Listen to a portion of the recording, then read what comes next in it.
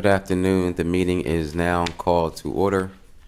This is the committee of the whole meeting for March 24th, 2025. I'm the chair, president of City Council, Trippi Congo. At this time, I will call for the roll of the members of the committee first. Councilman Owens. Here. Councilwoman Darby. Councilwoman Oliver.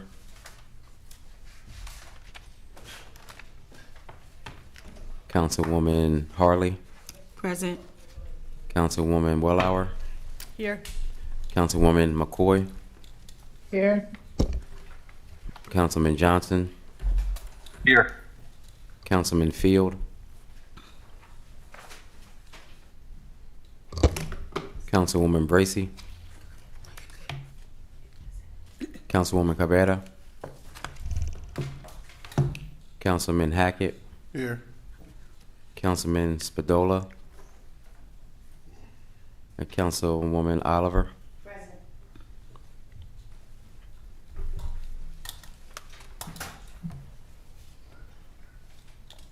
All right, thank you. We do have several items on the agenda for today. First on the agenda is going to be a presentation on some of the summary points of the City of Wilmington's Reparations Taskforce for implementation updates by Dr. Kendra. Thank you. Good afternoon. Good afternoon.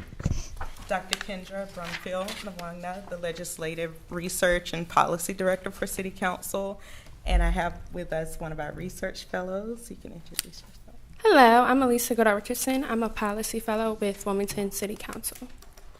So this will be a abridged update of the Reparations Task Force report, but we just wanted to provide a little overview of some of the recommendations and the progress on those. So I will let Elisa get started. Okay, so Resolution 20080 established the task force to study and develop the reparations proposals for African Americans, and it had a special considerations for descendants of people who were enslaved in the U.S. Resolution 22078 and 22006 named 11 members of the reparations task force. And in 2024, Resolution 24025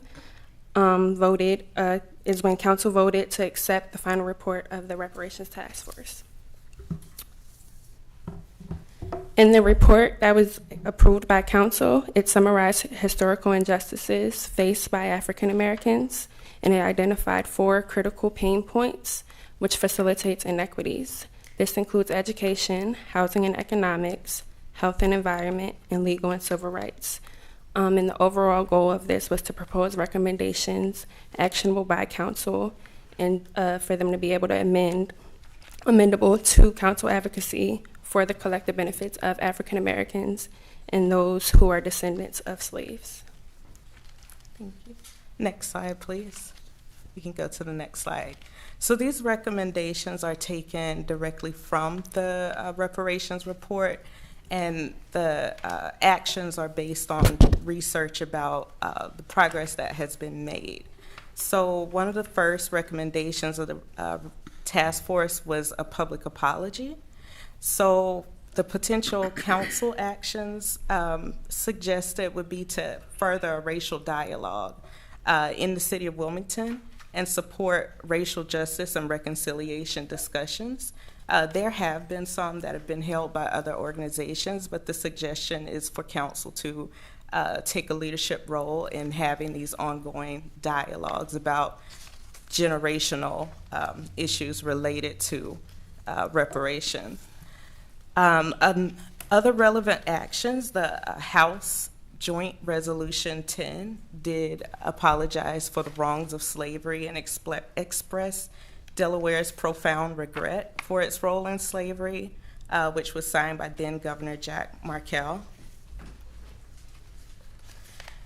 This report will just cover the legal and civil rights pain point, which are some the task force recommended some collective actions that could be taken and some collective concerns about civil rights and legal rights, especially regarding the descendants of slaves. Next slide, please. So the task force recommended mandating policies and training on bias-free policing in Wilmington. The Wilmington Police Force does do bias training, but one recommendation would be that they also have routine trauma-informed training, which would recognize that people who have suffered chronic traumas may respond differently, especially when it comes to the community police relationships. The next recommendation was to invest more funds in the community violence intervention programs and strengthen community police relation to build public trust. So some things that have been done are in process related to that are the Community Public Safety Initiative, and the recommendation would be to maintain and possibly expand that over time. To establish the appointments for the Wilmington Community Police Accountability Board. There was also action by council requesting resources to address the residual effects of the war on drugs, and this would have been from being able to have revenue from the marijuana retail and commercial sales.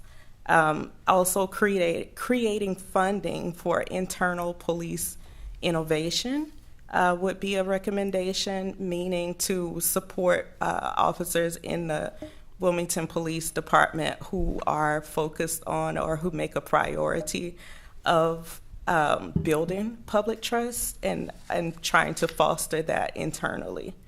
Another recommendation of the task force was to establish a robust positive communication with aggrieved African American communities.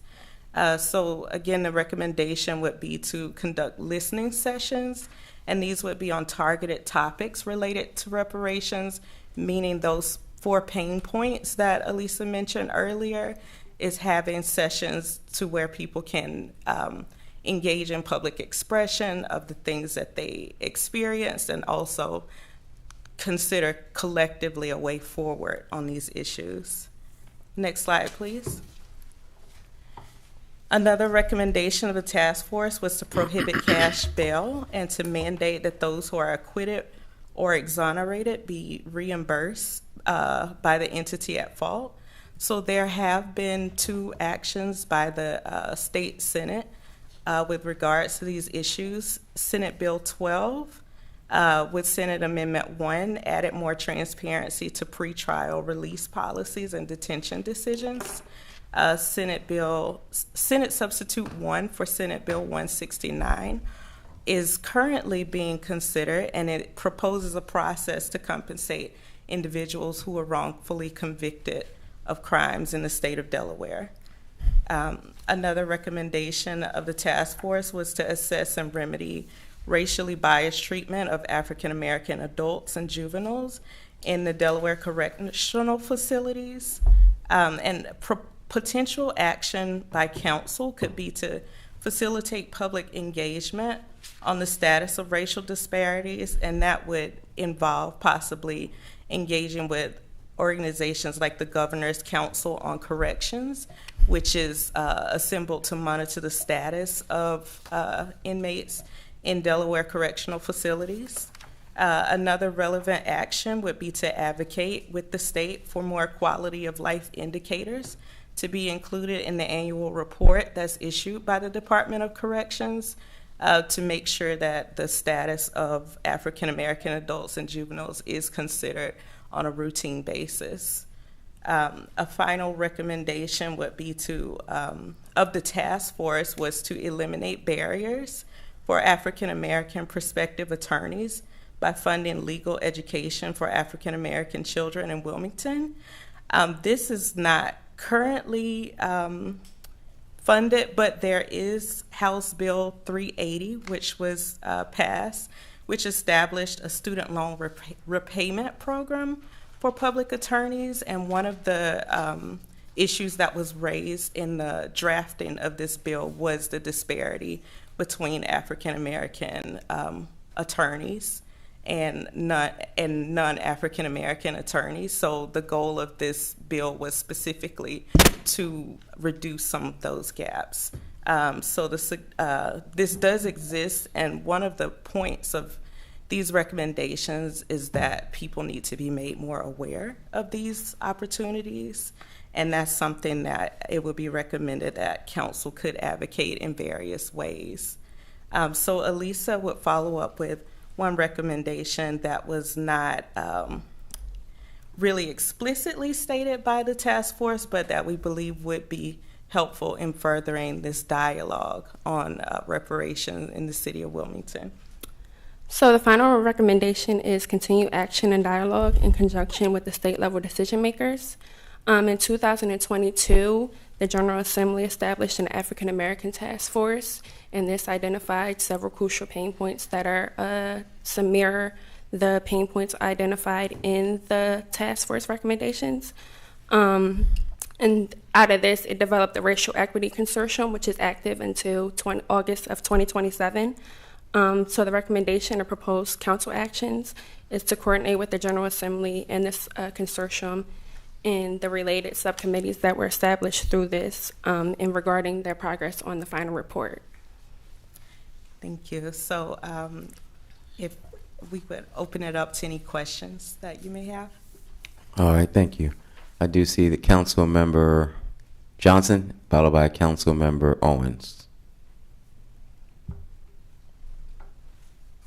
Yes, Dr. Kendra. I appreciate the work of you and your team. And I appreciate the update.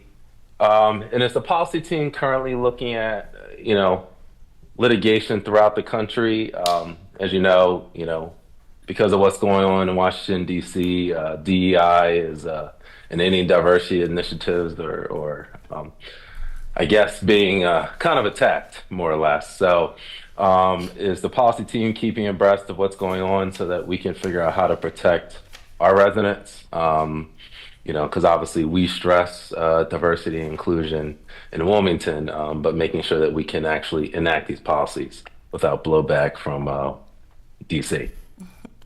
Right. So for this particular report and recommendations, we didn't explicitly look at the lawsuits that are pending, but the goal was more to look at what the task force provided and try to see where were some common points and be able to find places where council could act. Some of those things do come into play just because those are recurring issues, unfortunately, with disparities. And so I would say that it wasn't an explicit focus, but it is something that we kept in mind as we were looking at what recommendations could be made on the task force report. Okay, thank you. Thank you, Council Member Owens.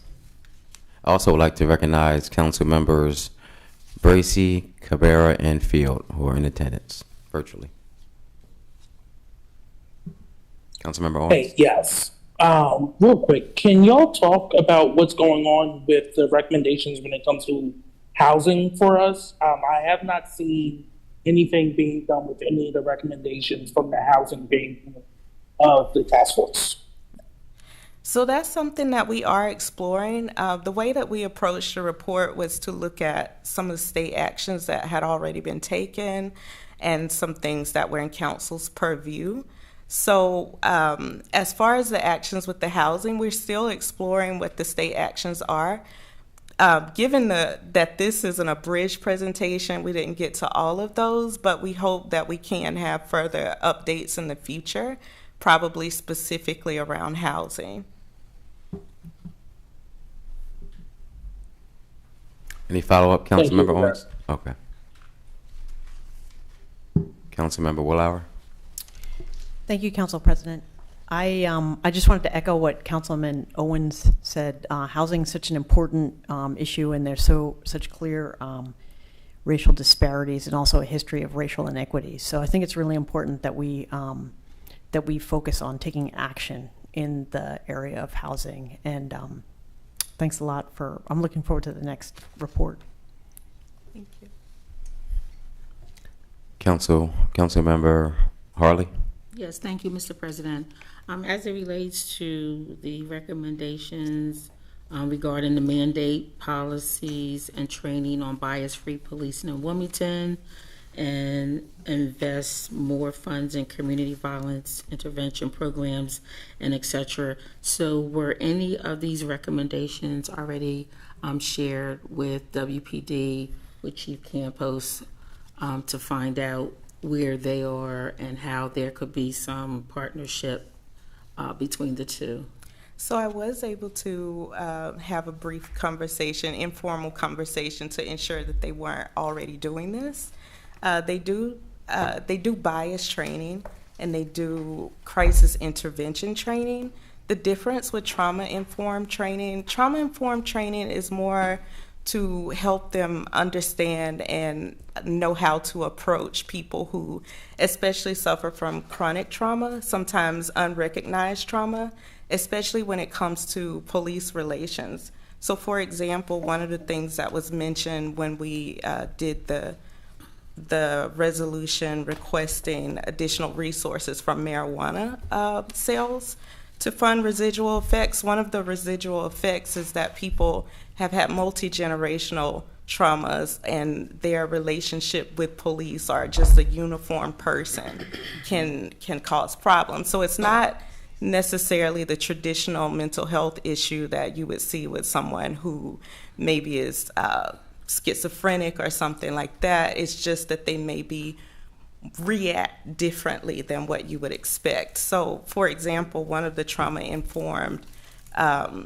training sessions says, just like first responders are trained to treat anyone bleeding as if they could have something communicable, the same way you treat every person as if they could have some trauma, because we don't know.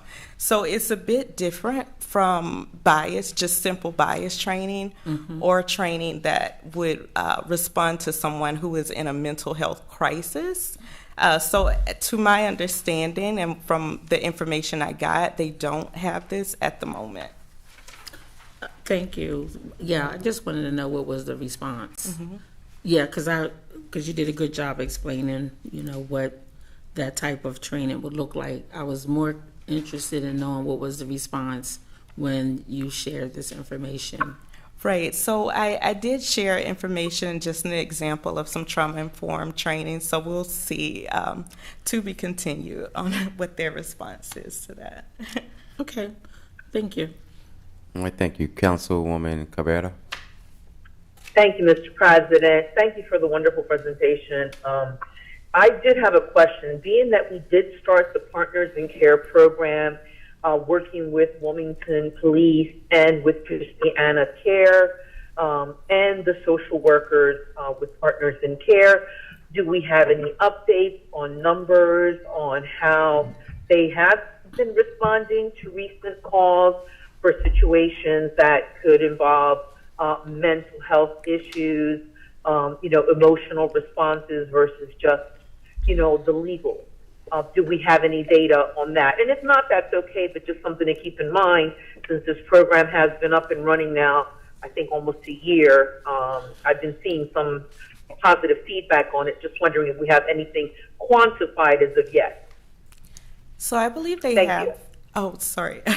I believe they have issued reports on Partners in Care and their progress, their results. One of the things with Partners in Care is that it is kind of like a pilot, meaning that it's limited. As far as I understand at this point, is during certain hours of the day. But they do have results, as far as I'm aware, that they have done reports, and I would imagine, I don't want to speak for them, but I would imagine they would issue periodic reports about how Partners in Care is working.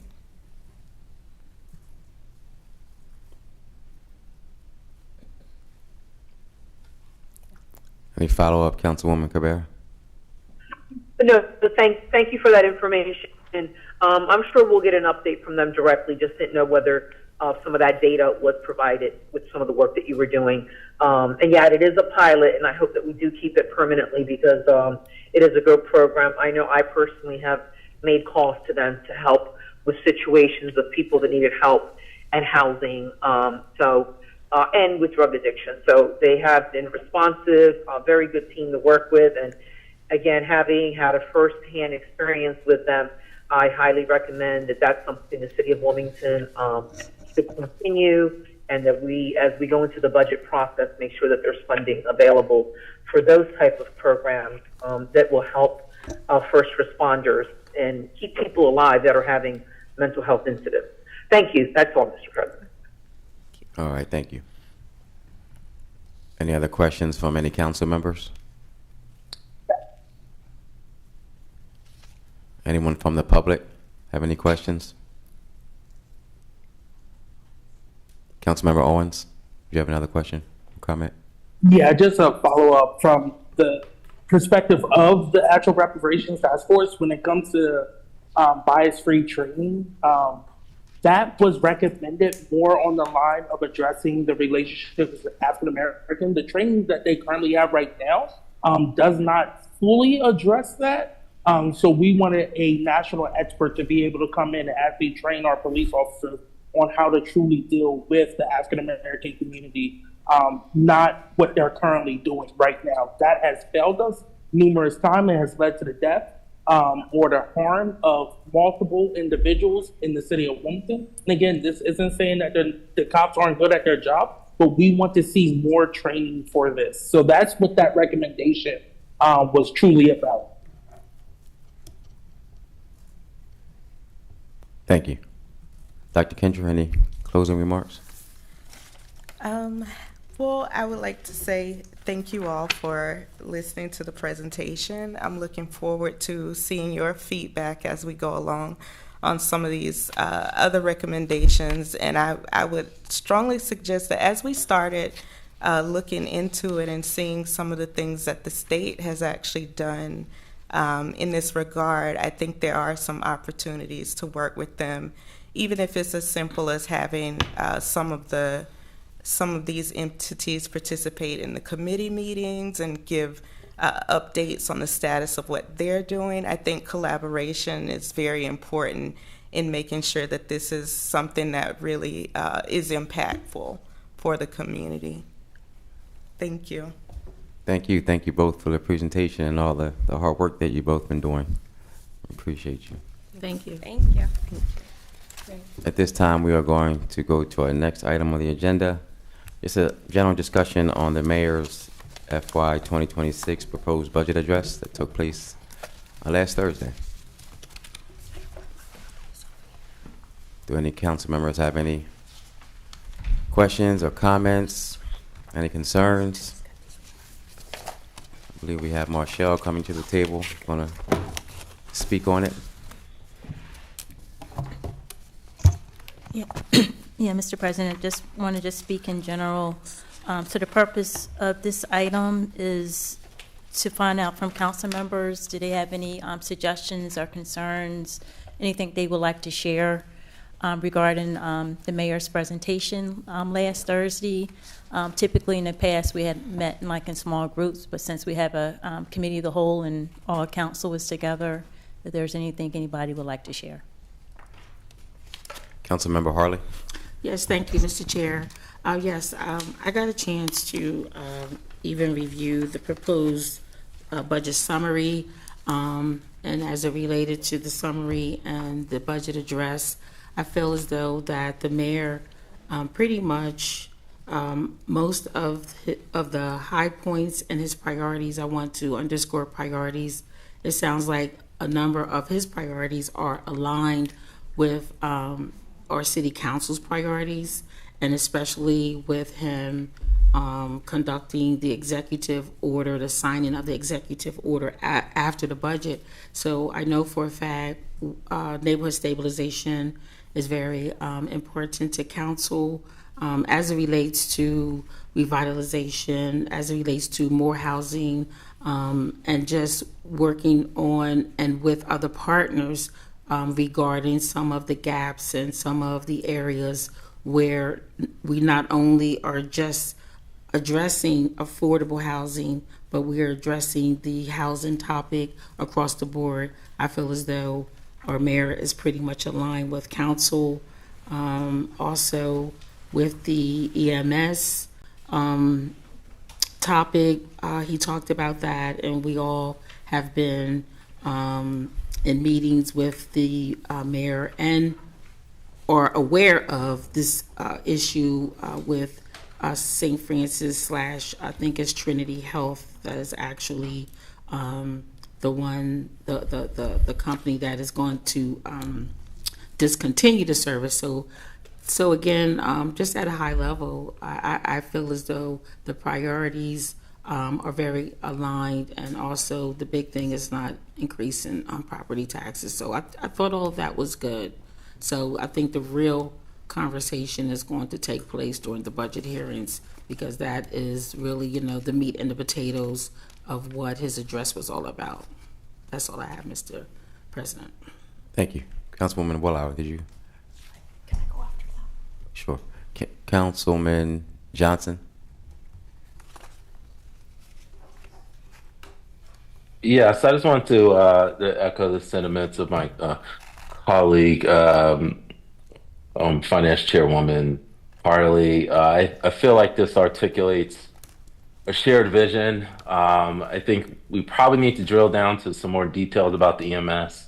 Because I think the issue we had last budget cycle, actually probably past 2 budget cycles, is actual implementation of the EMS program. So I'm hoping with conversation with the Carney administration, we can figure that out, such as purchasing the actual equipment, there's significant capital costs, as well as recruitment and retention, because that's also a problem. We have enough problem recruiting firefighters, so then adding EMS workers on top of that presents kind of a HR challenge. So I'm not sure what the answers are, and obviously we can figure that out, but that's a significant issue I think that needs to be addressed. And then step 2 is obviously neighborhood stabilization. I think as we learned through this cycle, even going to the last administration, is really the devil is in the details. We need to know which programs the funding is going to, specifically how it's going to be implemented, as we had, things such as homeowner repair programs in the past that weren't implemented exactly how we thought. So I think we just need to make sure that, the stabilization programs are actually in line with how City Council saw fit. So I'm definitely looking forward to these hearings, and, it should be quite interesting. Thank you. Are there any more council members virtually who have any comments? Councilwoman Wellauer? Thank you, Council President. I also wanted to echo Councilwoman Harley and Councilmember Johnson in identifying the many common priorities that Mayor Carney brought up in his budget address. I also wanted to draw attention to one of the top issues we need to focus on with this budget, which is property taxes, which make up the second largest source of revenue for the city, $45 million. And unless we act fast, many residents could face big property tax hikes.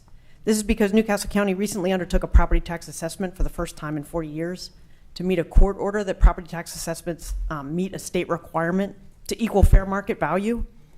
And many residents have been reaching out to me saying there's no way they could sell their house for the amount that's been assessed at.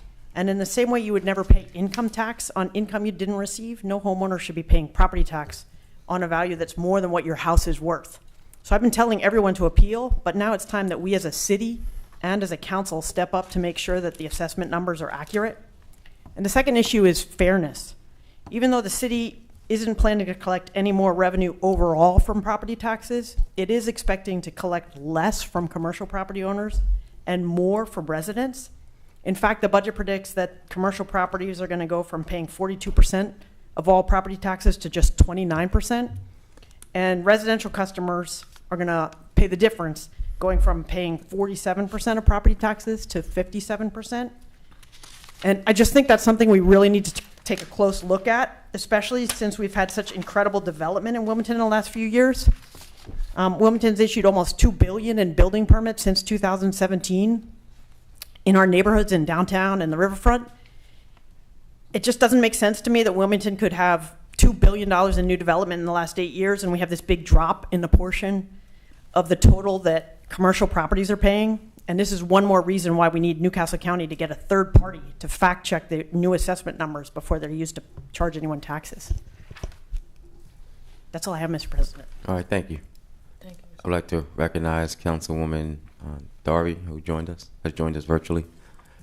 Councilwoman Oliver. Thank you, Mr. President. I'd like to echo what all the council members have stated, but I do want to reiterate about the property taxes that I hear Councilman Willard talking about. That was established through Newcastle County. It was not established through the city of Wilmington. And we, as council members, have been in conversation with the mayor's office, who is in conversation with Newcastle County. So this conversation is not going unheard to the residents out there.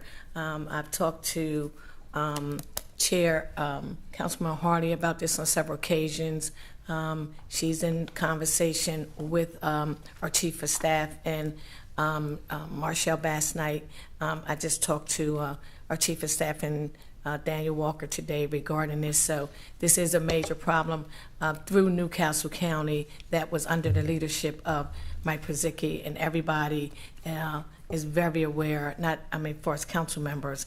And we have advised, just send out a blast to several civic associations in the 3rd District that people, do an appeal process. To my understanding, effective today, our state legislators are putting in something, hopefully, to try to work with Marcus Henry, our Newcastle County president, who plan on trying to do an extension, but this is a much bigger deal or process than the city of Wilmington, because this was done through Newcastle County, and everybody is aware, for us homeowners, regarding this. So, we're working on this with we're partnering with the state, with Newcastle County, and I just want everybody to know out there that council members, we hear your cry, and we're all trying to do the best that we can do. But a lot of this is from the assessment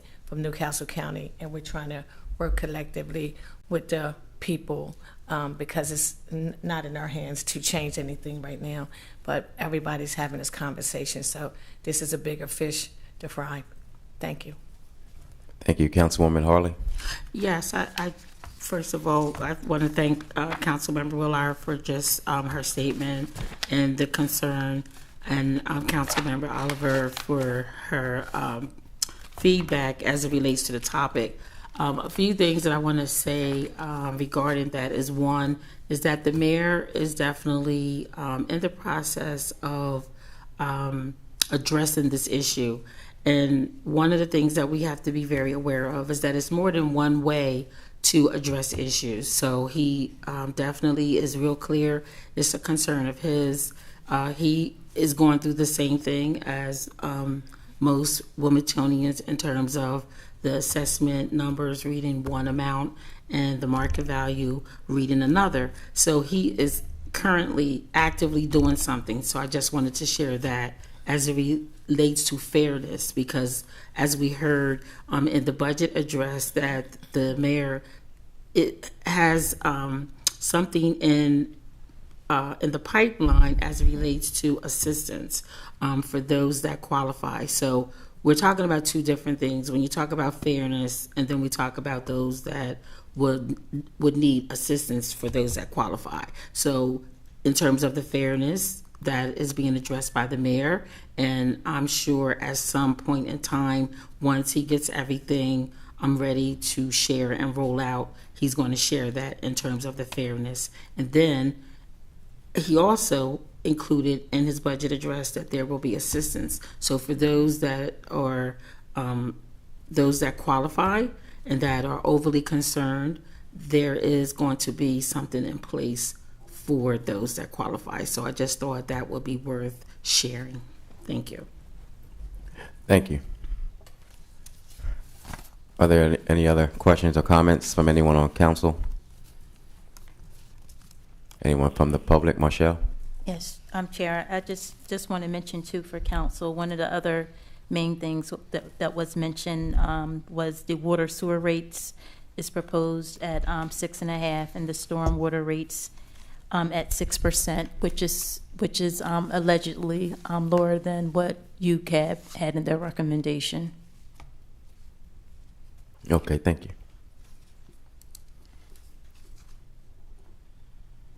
Any other questions from any council members? Councilwoman Harley? Yes, for clarity, Ms. Bass-Knight, can you repeat that in terms of what was recommended versus what the mayor is proposing? Well, the number that was in the recommendation from UCAB in the letter was 9% for the water sewer rates, and I believe 6.5% for the storm water rates. That was what was in the letter, but we also is in the process of just verifying was there like a quorum, like at that meeting, and so we just verify that. But I just wanted to say that for the record, so council knew, that there was a proposed water rate increase in there. Correct, and as you stated, it is lower than what was proposed. Then the recommendation by UCAB. Correct. Yes. Yes, I wanted to make sure that was understood. Yeah. So thank you. Mm-hmm. Thank you. Again, I do want to thank you, Councilwoman Willour, just for your passion and your energy around the tax reassessments.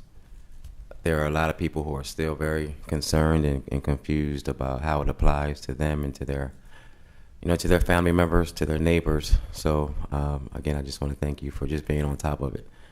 I'm sure you are very much appreciated by council and the public, because you have definitely taken this and carried it. So please keep us informed, and we have to figure out a way, I think, to kind of get more people in the room where we can do some type of public conversation around just helping people to understand it. So thank you again. Councilwoman Oliver. Thank you, Mr. President. I, too, would like to thank Councilman Willour for keeping me aware of various things as it relates to the tax assessment, even though, it was on it, but just her passion about it. So I, too, do thank her for that. Thank you. All right, seeing no other questions from anyone on council or the public, we will go to the next agenda item. Councilwoman Harley. Yes, thank you, Mr. President. Yes, so I have this resolution before the council on this evening, and this resolution is being presented by City Council for council's review and approval. Basically, we are urging and asking the Delaware General Assembly to enact legislation that will amend the city charter 2-204 to exclude August and December from the twice a month meeting requirement, except when a meeting is requested by the mayor, by the president of council, or a majority of the city council, or if there even is a special need for us to convene. So in layman's terms, I do want to say that I know we have a number of council members that are going to be co-sponsors. The names are not included on this particular draft, but I do know that we have at least 9 or 10 others, and for those that have not signed on, it's because we have not gotten around to them. So this is not Councilwoman Michelle Harley ask. This is an ask for the entire council as it relates to August and December, when we go off for our breaks for recess in August and December, because the charter currently states that council is mandated to meet twice a month. When we come back from our recess, most of the time we really do not have legislation that needs to be voted on. We just have to meet because the charter says that we have to meet, because it's in the charter and it's a mandate. So basically, we're asking General Assembly to support us by not having to come back after being off for 3 weeks to meet, just because the charter says we should meet in August and December. And for the last 8 years, we have been dealing with this. And so when I say dealing with it, meaning having to be off on recess and come back to have a meeting sometimes when there's no legislation at all to be voted on, is just to do petitions and communications. And as we know, there's a cost to all of that in terms of paper, in terms of time, of us convening, even though there is really no city business for us to be meeting about. And as it has already been stated, that if this passes down at the General Assembly, the exception would be if the mayor, if the president of council, the majority of city council, or if there is a need to meet, we would convene. So really it's a win-win, and it's not no fiscal, it's a cost savings actually, and it definitely is not going to be a risk at all on our city if this bill passes down at the General Assembly. And I'm also asking our council members, for those that have relationships with individuals down in Dover, to pick up the phone and pretty much, if you support this, to express to them the support that you would like for them to have as it relates to this legislation once it gets in circulation. So that's pretty much what I have to say about this, Mr. President. All right, thank you. Councilman Johnson? Yes, I appreciate Councilwoman Harley for bringing this back. From my recollection, we passed this when in 108. So this is more for the sponsor. Do we know why it did not get any traction in Dover? Because I was expecting it would have passed about 2 years ago. So do we have an idea? And if so, obviously we don't have to talk about it publicly, but if there a way, we can maybe talk behind the scenes about how we can get this over the finish line. Yes, Councilwoman Harley. Yes, thank you, Councilmember Johnson, for that question. So, of course, I will always speak in general terms and to be respectful. So, two things. I believe with who we had carrying the legislation down in Dover, I think they were on a learning curve in terms of time and how things work down at the General Assembly. For an example, between January, March, no later than April, you need to run legislation if you want it voted on by the end of June before they go on recess. So that's one part of it in terms of what the issue, from what I understand, that's one of the issues. And then we have maybe one that I'm aware of, one delegate that thought that it just wasn't important and that it just wasn't necessary. And so that's one of the reasons why I'm encouraging council members that have relationships with those down in Dover to pick up the phone and just encourage them to support this legislation. We typically support legislation that they send to us. For an example, when State Rep Namdi and Senator Lockman came to City Council and shared the urgency of what they needed from City Council, we didn't flinch. We were right there, and we were ready to meet the call to action, which we did. We put legislation in. We put the job out there. So I just would like for them to respond to us the same way we responded to them. Okay. But those are the reasons. Those are the two reasons, to my understanding. Okay. Thank you very much, Councilwoman. And we'll talk more about it. I just wanted to clarify why it didn't pass. Yeah, because I recall we did pass it, all of us, and we just got more work to do. That's all. Thank you. Yes. Thank you. Thank you, Councilwoman Oliver. Thank you, Mr. President.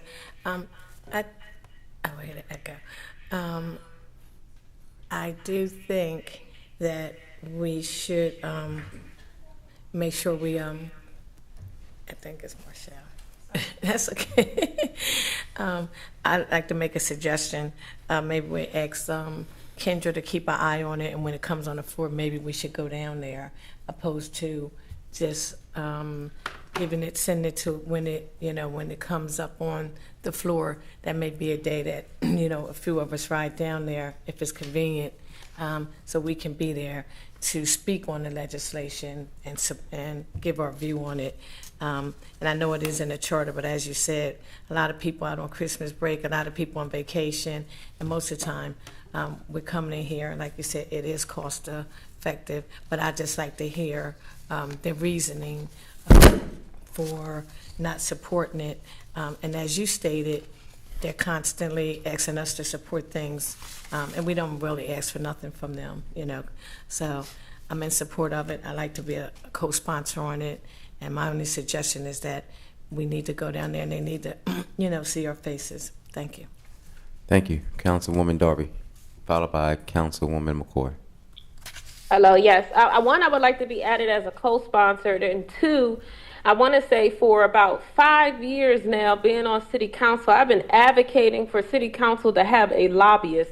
It is nice to have friendships down in Dover, but this is political, and you need an expert who is going to work on our behalf full time to get stuff like this passed, or we're going to sit in this same situation that we've been sitting in since I've been on city council, where we pass resolutions to ask them for something that we need, and they ignore us. Right? You guys don't have the same footing. We guys don't have the same footing as like the mayor's office, who has a lobbyist, who goes down there and actually gets legislation passed. So this is like another example of, like, for people who never supported a lobbyist, of now you need something, and you should have supported something that could have helped you get what you need today. So we're going to pass this resolution today, as we did before, and they're going to turn around, and then what we're going to go down there for show. I'm not into the performances. I need somebody who's really going to go down there and do lobbyist work and get this legislation passed. So that's why a lobbyist is so key and important to the work that we do as city council people, because we're part-time, okay? We're part-time. I have 50 million other jobs, and to go down Dover and act like a lobbyist is just unacceptable when we can get one through our budget. Thank you. Thank you. Councilwoman McCoy, followed by Elijah, our Chief of Staff. Yes, Mr. President, I just wanted to make certain that I'll be added as a sponsor.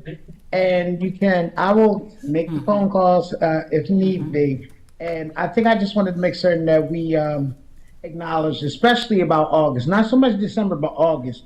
August is basically 3 meetings back to back, and making certain that we have, make certain that we actually have the meetings in August so that we won't skip anything, but also allowing us to have like the summer break.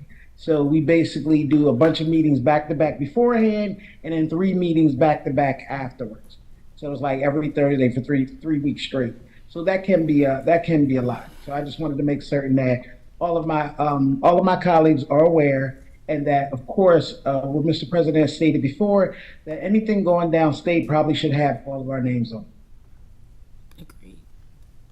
Thank you. Elijah, Chief of Staff, followed by Councilmember Hackett. Yes, thank you. I just wanted to reiterate off of what Councilwoman Darby was saying. So as of right now, Council, we do have money in the budget for a lobbyist. Myself, President Congo, and some of the senior leadership members will be having discussions around who Council sees feasible as becoming the Council's lobbyist. We are open to discussions in terms of anyone has any specific recommendations on who they would want to recommend and all that, because I just wanted to reiterate that. So, thank you. Thank you. Councilmember Hackett, followed by Councilmember Harley. Thank you, Chair. I'll be real quick, Councilwoman Harley. I just want to say I do have questions around if you guys passed this already, and we're bringing it to the floor again, and we're going to do the same thing. So I kind of do agree with Councilwoman Darby, and we got to try something different if we want to be successful in certain different things. So just want to be sure that we don't do the same thing we've been doing. Let's try some new things here while we can. So, thank you. Councilwoman Harley. Yes.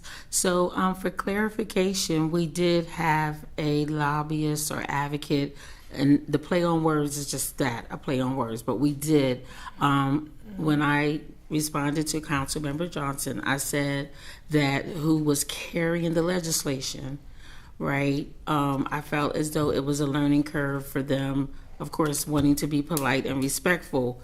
But we definitely had a lobbyist in Dover carrying this legislation. And so I wanted to make that point because I do feel as though a lobbyist is necessary But at the same time, I do believe that there was a conversation that was had regarding us working with the mayor, because the lobbyists, and I know there are different opinions about this, but I want to get this out here. The mayor, that the lobbyist that works for the mayor also works for city council. And one of the topics of conversation recently was that we need to have this conversation regarding the lobbyists. When the lobbyist goes down to Dover for the mayor, that he is also representing council. We all pretty much feel as though there's a new sheriff in town, and that there is an opportunity for us to have more partnership as it relates to our lobbyists. So I just want to put that out there in terms of we still need to have this conversation, because we need to be one with requests going down to Dover. And I do feel as though if we could get the lobbyists on board that's going to Dover for the mayor, if we can get them on board for council, I do feel as though that would add some value. So I just wanted to put that out there. All right. Chief of Staff. Just to follow up for Councilwoman Harley. So I did have conversations with the administration, and I can check back in and see if things have changed. But in my last conversations, they don't plan to sign the contract for a lobbyist. So as of right now, based on my previous conversations, there is no lobbyist working for the administration. However, I can have follow-up conversations with them to see if it still lies. But in terms of signing the new contract, apparently it wasn't signed. But again, I can have follow-up conversations. All right, thank you. Yes, Councilwoman Harley. Yes, so please do follow up, because I don't remember, and of course I've only been in this space for 9 years, but I don't remember in the 9 years that I've been on council that the administration didn't have a lobbyist. So maybe at the time when you met with them, there wasn't a contract signed. So I do think that a follow-up conversation would be great to find out, okay, is this something that's definitely not going to happen, or has it just not happened yet? Because the new mayor may be interested in getting a different lobbyist, so that could be possible. Yeah, okay. Right. Okay, thank you. All right, Councilwoman Bracy, followed by Councilwoman Oliver, followed by Councilwoman Darby. Thank you, Mr. President. I just have one quick question, and I apologize if I missed it. Councilwoman Harley, what was the feedback from the General Assembly the last time this legislation was sent down to them? Was there any feedback, and if so, what was it? And then I guess my second question would be, or my second comment would be, as it relates to the lobbyists, it could be that this new administration, because of their strong ties to the state government, they might not see the need to pay someone to do what they can already do, because they're coming from Dover. So that could be a possibility. Thank you. Am I supposed to be able to respond? Councilwoman Oliver, followed by Councilwoman Darby, then Councilwoman Harley. Thank you. I just wanted to say, I know it's money in the budget for us to get a lobbyist, and I'm looking forward to City Council having their own lobbyist. And as it was already stated, Councilman Harley did send this piece of legislation through a lobbyist, and it wasn't carried out properly. Thank you. Councilwoman Darby, did you have any? Yeah, no, I just wanted to clarify that even though at the last minute in our term that we did get an advocate, which is a lobbyist, he was not utilized properly because there was fight from other city council and our chief of staff at the time on utilizing that lobbyist the correct way. And I don't think it's in the best interest of city council to share any type of staff with the administration. We did that for years with the city solicitor, and look where it landed us in a lot of situations. We need a lobbyist who is going to focus on city council, that is for city council issues, And I advocated to use the mayor's lobbyist last term and was told that I could not by staff, by the mayor administration. So it's a lot of politics that get played, and I don't want to be a part of that game. So we need our own lobbyists. And my thing is, I'm willing to put my name on this resolution, but I'm not going to do it just saying, hey, let's just go down there and we're friends with all of these people and think that this legislation is going to pass. I'm only going to continue to support this if we get a lobbyist that is a city council paid lobbyist. All right, thank you. Councilwoman Harley, did you have any follow-up? So I always respect everyone's opinion, and I do respect your opinion here, Councilmember Darby. However, my main reason for mentioning this particular mayor is because I personally feel, and I have heard from other council members as well, how we are starting off with a whole fresh new relationship. So I was speaking from that perspective, but I also learned while we were sitting here that there may not be a need from the mayor's perspective as it relates to a lobbyist for the administration. So I did learn that while I was sitting here. But again, I am looking forward to us building a positive relationship. I'm looking forward to not only building that positive relationship with the mayor, but his leadership. And some of the things that we were not able to be successful in getting done in the last administration, I'm definitely feeling hopeful and positive that as we move forward in this 109th term, that it's definitely going to be better. But I do respect your opinion as it relates to what you shared.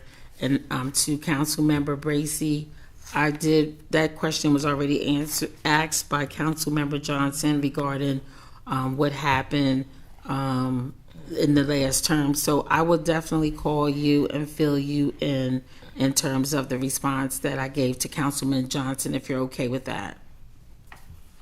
Thank you. And again, I apologize for missing that explanation. So thank you. You're welcome. No problem. That's all I have, Mr. President. All right, thank you. Chief of Staff Elijah, followed by Councilmember Hackett. Yeah, just one final clarification for the committee. So apparently the mayor does have a line item in the budget for a lobbyist, so I will have follow-up with them just to figure out where things lie. Because like I said, per the last discussion, there were no plans, but potentially things change. So I'll get clarification for council. So thank you. All right, thank you. Councilmember Hackett. Yeah, I think, like you said, there's a line item, and we're sitting here to talk about our line item for a lobbyist. I think it's a great opportunity for us to have a lobbyist, even if the mayor administration has the lobbyist. We got a great opportunity for both of them to work together and go down to Dover and tackle the great things they need to do for Wilmington. We are working together collectively, but if we get an opportunity to have our lobbyists, that we got a new chief of staff, we got Marcel, we got our president and everybody else that's great on this staff to be able to do right by this lobbyist and make sure that we're doing the work for the city of Wilmington. So, like I said before, we got a great opportunity, if they get a lobbyist or not, for us to come on board and do what we need to do. Thank you. Any other comments or questions from any council members? Councilmember Harley. Lastly, I just want to make it clear that I do support both, and I like what Councilmember Hackett just said from the perspective of we want to work as one and want to build that relationship. And yes, we can still have our own, but I still want us to work towards building a relationship with the mayor's lobbyists too, to at least be saying the same thing.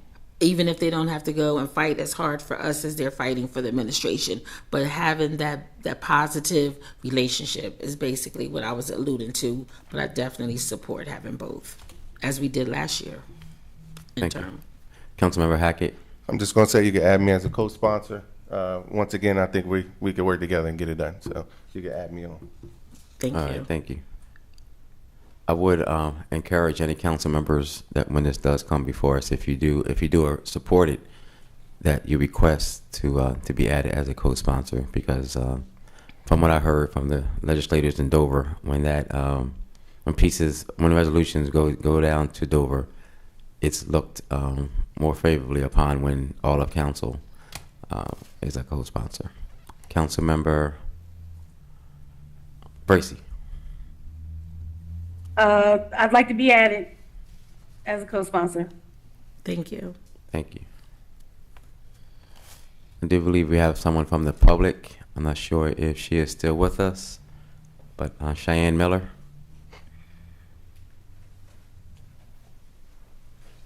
Hi, my name is Cheyenne Miller. I live in the 7th District. I wanted to give public comment on the previous agenda item around the budget.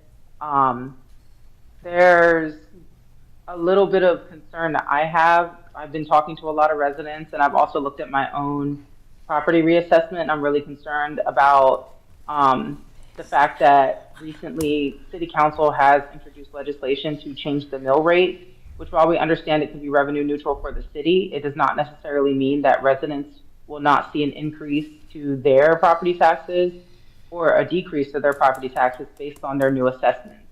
And yet, even though City Council has to approve this new mill rate, and we have the mayor's administration doing a lot of proactive work around creating property tax programs, I'm hearing a lot of, we'll wait for the mayor, we'll wait for the mayor, we'll wait for the mayor, when it comes to things like asking about, is this reassessment accurate? Do we need to relook at these numbers?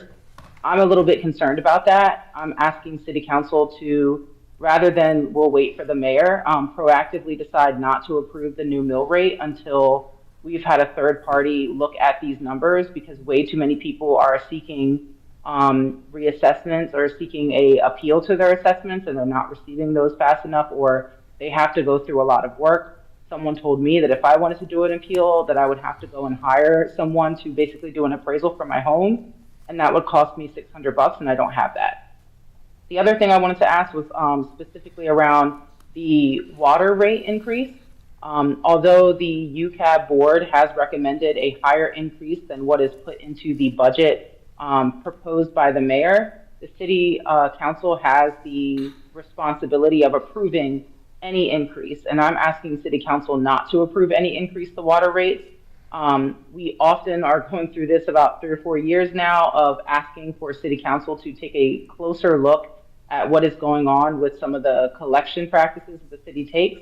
Last year, we asked the city of Wilmington to stop doing foreclosures, to stop doing shutoffs on families that have children, that have people who are with disabilities, that have elderly, and the city refused to pass legislation to make those protections. And I'm really concerned about the fact that we didn't even have a quorum for the UCAB board, and we're talking about like a recommendation of what they're going to do. So I'm just asking for City Council not to increase water rates this year. Please make sure that the policies that were promised to be passed by the last administration get codified into law, given that the last administration did not actually clarify whether they would stop doing stop doing shutoffs, or if they would stop doing foreclosures, and there's been no guarantee that we will have an assessment. Thank you. All right, thank you. Are there any other members from the public who have any comment? No. All right, turning back to council members. Councilmember Harley. I just wanted to just make one comment as it relates to that last public comment, is that the water portion as it relates to foreclosures have definitely been removed. Myself as well as Councilmember McCoy have inquired with the finance director to ask these questions. How many homes have been able to not go to foreclosure as a result of the water portion not being included? So we definitely took it serious, and we definitely do follow up on it as well. And I know that Councilmember McCoy is on the line, and she may have more to share on this topic. All right, thank you. Any other council members have any comments, questions? Anyone else from the public? All right, Councilwoman Wellauer. Just because we're on the topic of water bill foreclosures for homeowners, it's great to know that the city did take some action, and that that something happened, but I still think that is even more reason why City Council should take action and put that into law, just to help people who are homeowners to be able to take that that worry and that stress of losing their house because they can't pay the water bill. I think that it's great to have it be a policy, but anytime you have a policy, the next administration can change it. But if you make it a law, then it just gives greater peace of mind. So I'm looking forward to continuing to have a conversation on council about how we can take something that's a policy that appears to be effective as a policy and make it into a law. All right, thank you. Any other questions or concerns? If not, we will go to the next agenda item.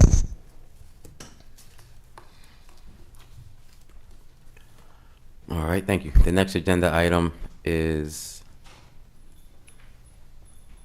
a resolution updating the 109th council session personnel assignments for the standing committees.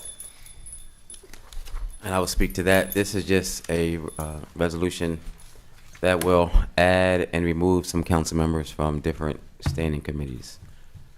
So for Councilwoman Xanthia Oliver and Councilman Johnson, they are going to be added to the intergovernmental standing committee, and Councilman Johnson is going to be the vice chair of that committee. Councilmember Letitia Bracey, at her request, is going to be removed from the intergovernmental standing committee, and Councilmember Johnson, also at his request, will be removed from the Health, Environmental, Aging, and Disabilities Committee. Do any council members have any comments or concerns? Anyone from the public have any comments or concerns? All right, seeing none, we will move to the next agenda item. Councilmember Owens. Yes, thank you, Council President. I have a resolution to send down to Dover to allow us to be added to their already current statute of caucusing. So right now, a caucus is only the Delaware House of Representatives and the Delaware State Senate. This would add the legislative body of the city of Wilmington for the purpose of being able to caucus, which means we can have discussion as a group to be able to get on the same page and talk out our differences as well too as a legislative body. This would not this would create an exemption from FOIA for us. Thank you, Councilwoman Darby. Yeah, I would like to be added as a co-sponsor on this piece of legislation. But again, if we don't have our own lobbyists, I will be removing myself off. If we don't get our own lobbyists, I'm not interested in just sending legislation up to the General Assembly, doing the same things that we did before. But add me as a co-sponsor. Thank you. Thank you, Councilwoman McCoy. Yes, I would also like to be added as a co-sponsor. I'm so glad that, Councilmember Owens decided to do this. Actually, committee of the whole is something I had suggested because we never get a chance to really just have discussions about the legislation that we think is important. Everything needs, maybe a FOIA violation. So I hope that we'll be able to do something about this. Thank you. Thank you, Councilwoman Harley. Yes, I would like to be added as a co-sponsor. Thank you. Already? Okay. Just making sure. Thank you. Councilmember Johnson. And look at it. Yes, I would like to be added as a co-sponsor. I appreciate Councilman Owens for this effort. Something we've talked about for a long time, but we just need the mechanics for it to get done in Dover because it really makes our job 10 times more difficult. Even during budget time, we have to do 5 different meetings or 4 different meetings with small groups. So it just makes it very inefficient for us to tackle big issues with the city. So I appreciate this. And this is one that's very important and why we need a lobbyist down there in Dover. Thank you. would also like to be added as a co-sponsor? And seeing any questions from anyone in the public? Questions or comments? I return back to council. Any questions or comments? Councilmember Hackett. I just want to keep it real quick. I want to thank Councilman Owens for bringing this to our table. There's been several times we want to talk about certain different things and we can't. So I think this is a great opportunity for us all to come together. And I'm going to be honest with you, I think this builds a better bond, better ideas come across, and we get an opportunity once again to do the right things for the city of Wilmington so that we can work together because at the end of the day, we always stronger together. So. Thank you, Councilwoman Willauer. Thank you, Council President. Yes, thank you, Councilman Owens. I'd like to be added as a co-sponsor. And, this isn't just about having conversations outside of meetings, but it's very hard to see eye to eye when you don't have a chance to talk together as council members and always being worried, is this a FOIA violation? It just really cuts down on our ability to get things done. So I think this is great. And I really believe in FOIA. I really believe in public information, but you can't handcuff the council, so we can't ever get any work done. Thank you. Councilmember Hackett. And I just want to bring notice, and I want to thank Councilwoman Willard. We had an opportunity to sit down and talk about different things, and I was very educated on so many different things. So it's a great opportunity for other council members to be able to educate everyone as a whole, because we all have specialties. We're all talented in different areas, especially with the property tax assessment. I'm learning a lot. So Councilwoman Willard, thank you so much. I appreciate it. Thank you. All right, seeing no other questions, we will move on to the next agenda item. Councilwoman Darby. Yeah, so the next three resolutions I'll be presenting is all about openness, transparency, and accountability, and making sure that our public can participate, and even I, as a part-time city council, can properly participate in city council's agendas and what's happening at different committee meetings and our council meetings.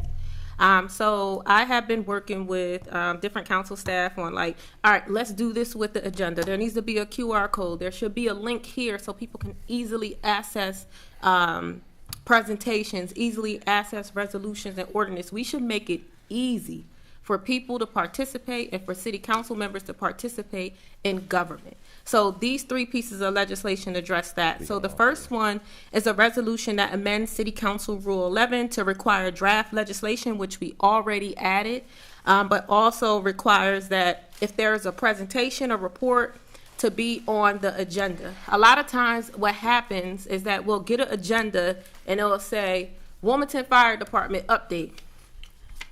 That doesn't provide me as a council person any context to what the conversation is going to be to prepare me for that meeting. It doesn't allow me to have an open dialogue or being able to engage in an effective manner when I come to a meeting and it just says update.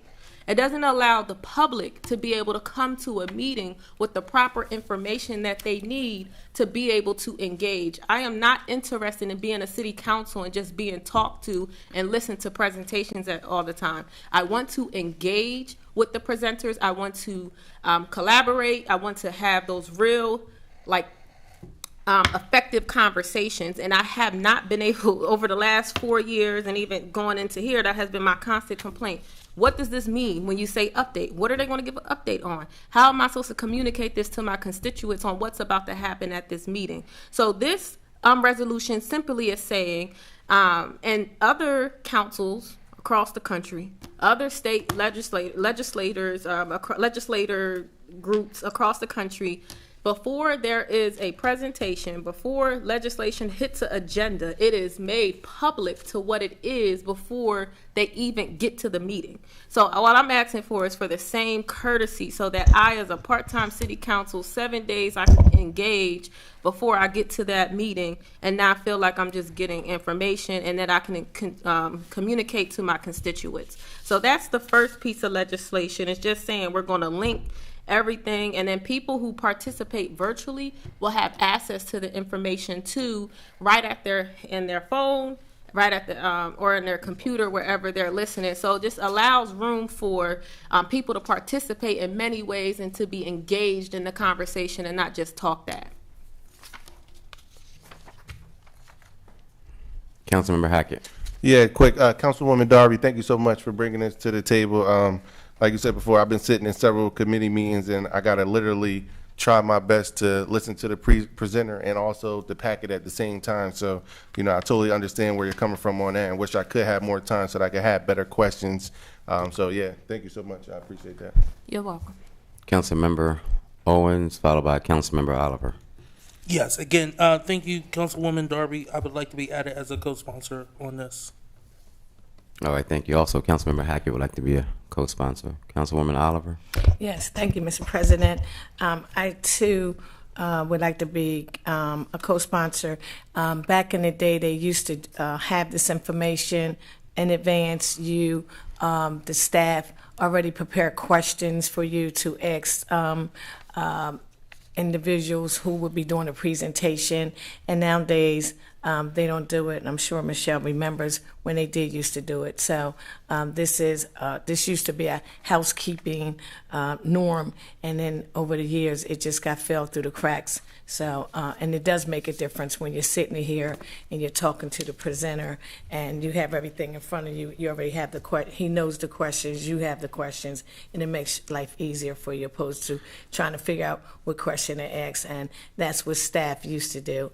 So I do understand this piece of legislation right here, and I like to be a co-sponsor. Thank you, Councilwoman McCoy.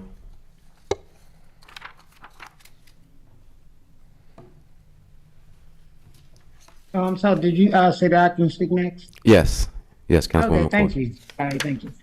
As for the updates on the agendas, especially speaking about public safety, the last public safety meeting actually had an agenda which was very detailed when it came to exactly what the chief of fire was going to talk about. Now, when it comes to presentations, that is one, I think that is basically going to be the hardest part, because there's lots of times we are asking for different information, and we have to have a agenda already put together and displayed 7 days before the meeting, and the presentation might not be ready at the 7-day mark. So I would like to know, is it more so about having the agenda, more so giving you information about what we will be discussing, or is it about the presentation as well?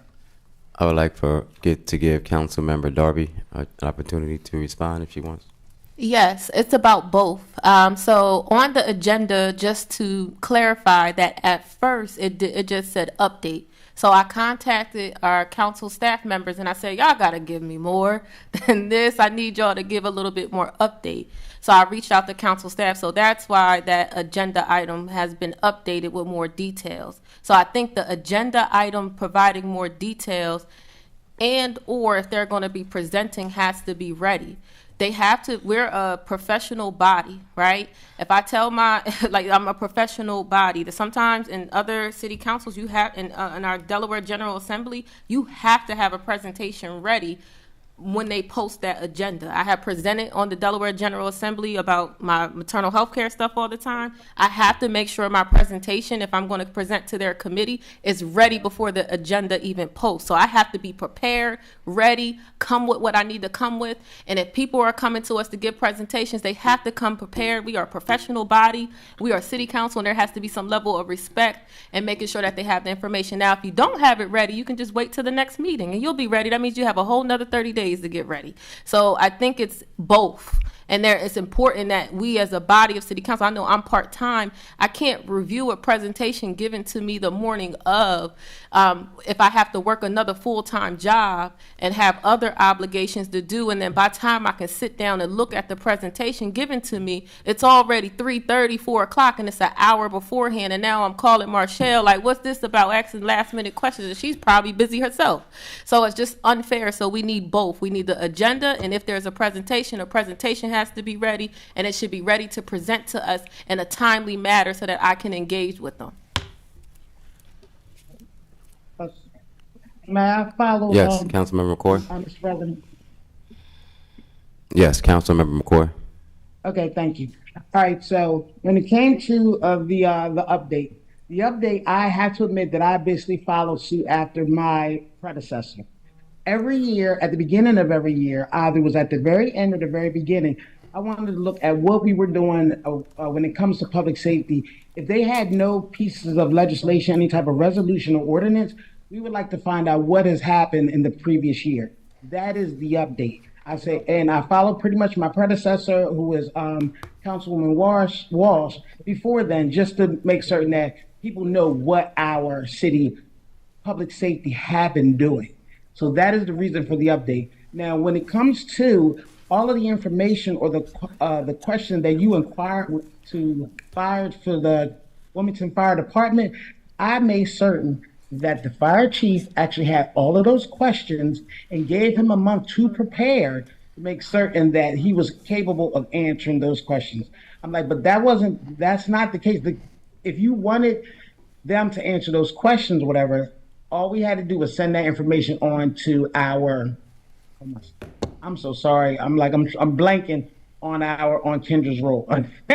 But I'm like I said, she made certain that those questions were received by the fire department and that the chief was able to have the time that was needed to answer those questions.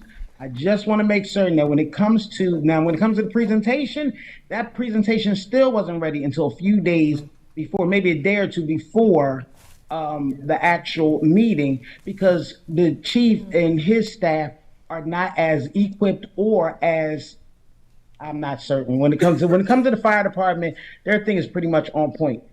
The fire chief, whatever, they definitely need help, and I've actually stated a few times that these are the things that we would like to see when it comes to the fire chief, that they are comparable to the police department when it comes to, giving out information. We see these updates, we see their website, we see all these different things. So I'm like, all right, now we're getting from the fire department is an email about different locations where we've seen instances where they had to respond. So I would love to see more, but right now that's where they are, and we are imploring that they do more. All right, thank you. Councilmember Hackett, followed by Councilmember Oliver, and then Chief of Staff Elijah. So, yeah, when I look at this resolution, I just want to state that this simply looks like we're setting a standard of practice here. Things have been done. I listened to Councilwoman Oliver say, "Hey, this has been done in the past, but we're looking forward to be done in the present and in the future." And this is for anybody that wants to present any reports, any committees, anybody from any department that's coming. We're setting the standard here so that we move forward. So no matter what, if the presentation is not prepared, if it's not done, they're going to have to wait. I think we all needed time to be able to do the things that we need to do, once again, so that we can ask the proper questions for the people and the residents in the city of Wilmington. So, like I said before, getting a presentation the day of, we all got full-time jobs. We all got different things that's going on. And we're just basically saying right now, we need to set the standard. If it's going to be 7 days, if it's going to be the day of, this resolution says today we need some more time. So, I agree with Councilwoman Darby on this one. thank you. Councilmember Oliver. No, Councilman Hackett just basically reiterated what I was going to say. Thank you. Chief of Staff. Yeah, I just wanted to just have a clarifying question for the committee based on staff, from staff's perspective. Is it possible that we could get a potential voice vote just to see we can get an amendment in there to where it states that if we don't receive the presentation that we have the right to request that the person does not present to the committee or something like that? Is that something we could possibly? No. Councilmember Darby, did you want to speak to that? Can you repeat Yeah, that? What's the question? So from a standpoint from staff's perspective, so say, for example, a presenter wants to present, but they don't give us the information. We're requesting it multiple times and we're not getting anything. Is it possible that we can put an amendment in this resolution to where it states that in the event that we don't receive the presentation slides, that we have the right to request that the person no longer presents, just for like backing purposes for staff as well as for council in general? So, Councilmember Darby. So I'm just going to repeat. So are you saying that if someone says, "Hey, I want to present," you keep asking, is the someone community entity, or is it Both. a government official? Both. So both. Yeah. And if they don't give us the material in time, we're just telling them they can never present? Well, in terms like, now we have to move on from their presentation. Like, they're not able to present because we didn't Yeah, have we it can within put them on the time. next committee. Yeah, That's what I'm thinking. yeah, Say, hey, yeah. if you don't have it ready by 7 days prior, please make sure it's ready by the next committee meeting. That gives them more time. Yeah, I another just wanted to 30 see if we days. could put that in the They resolution wouldn't specifically, know. just so it states that. Maybe, yeah. Just allow just one person speaking at a time, please. Thank you. Councilmember Darby. So what I'm open to it. I'll hear my other council colleagues if they all think that's a good amendment to put in to. All right. Council President. Councilmember Hackett, followed by Councilmember Oliver. The amendment, I guess the only question that we would be sitting here, I mean, the General Assembly has 7 days. I mean, I don't know if we need 7 days. So I guess we would have to sit here and we have to sit here and actually talk about, like, what kind of length of time do you think that we possibly need to be able to review this document that's being given? So that would be the question in hand here tonight. Councilmember Darby, then Councilmember Oliver, then Councilmember Owens. No, we can go to next council. Okay. Councilmember Oliver, then Councilmember Owens. Yeah, no, then we have to be careful about that, because then you look up and you may have it, they're not coming to this one, they come to the next one, you look up and you got 20 people on the agenda because of somebody not having the presentation. And I'm just saying, it seems like it's more I don't want to get this resolution confused and just start adding stuff in there. I think we just need to set the precedent to say, the presentation is due on that day like it used to be. Not that if you don't have it, you come to the next one. They need to be there. They need to have the information. I mean, like I said, it was always done in the past, so we're just going to do it. Why give them an out to say, what's the purpose of the resolution if you're going to say, well, if you can't make it, no, I thought the president was to make sure they have their presentation when they come into the committee. Other than that, it's defeating the purpose of the resolution. We're just going to see them when they come anyway. So I wouldn't want to do a voice vote. I'm going to vote no. All right, thank you. Put that out Councilmember there. Owens, followed by Councilmember Harley, Councilmember Hackett, and Chief of Staff, and then Councilmember McCoy. Yes, thank you. So as I read this, this would become a part of our common practice for anyone to be able to present here, that we would have to be able to put their presentations up online already. So therefore, we couldn't follow common practice, therefore we wouldn't be able to have them speak. I know for the Health, Environmental, Aging, and Disabilities Committee, when we reach out to our presenters, we tell them the Tuesday before the 7-day mark for us is when their presentations are due. And we've had only one person who couldn't make that deadline, so we weren't, we just took them off the agenda. I think this just reiterates that we want to make sure that we can have our presentations go live when the agenda goes live. So all you have to do is scroll right down and click on it. And it gives us more time. I don't know if we need to put that explicitly in writing. We just need to make it a common practice for us. Correct. Councilmember Hackett, did you have any follow-up? No, I'm totally with Councilman Owens with the standard of practice here. That's what we're trying to find. So, like I said, I don't know if it needs to be any date or time, but I guess my only question would be then I guess that would be up to the person that's the chair of the committee to be able to then determine if they did not receive the documents that they needed to be able to say, hey, listen, are you available for the next meeting? Because at this point, we need time to review, and we didn't have the time that we needed. So that might be the answer to that. Okay. Thank you. Councilmember Harley, followed by Councilmember McCoy. Thank you, Mr. Chair. So once we make the individual, whether it's administration or someone on the outside presenting, I think in the communication, we can just let them know, we need your information within 7 days. If we don't receive it, we will not put you on the agenda. So we're letting them know up front. We're already letting them know. So if they don't send it in, it has already been expressed. So I'm not sure what other, just leave it that way. When we send it to them, thank you for the presentation. We need it within 7 days. If we don't receive it within 7 days, the item will not be included on the agenda.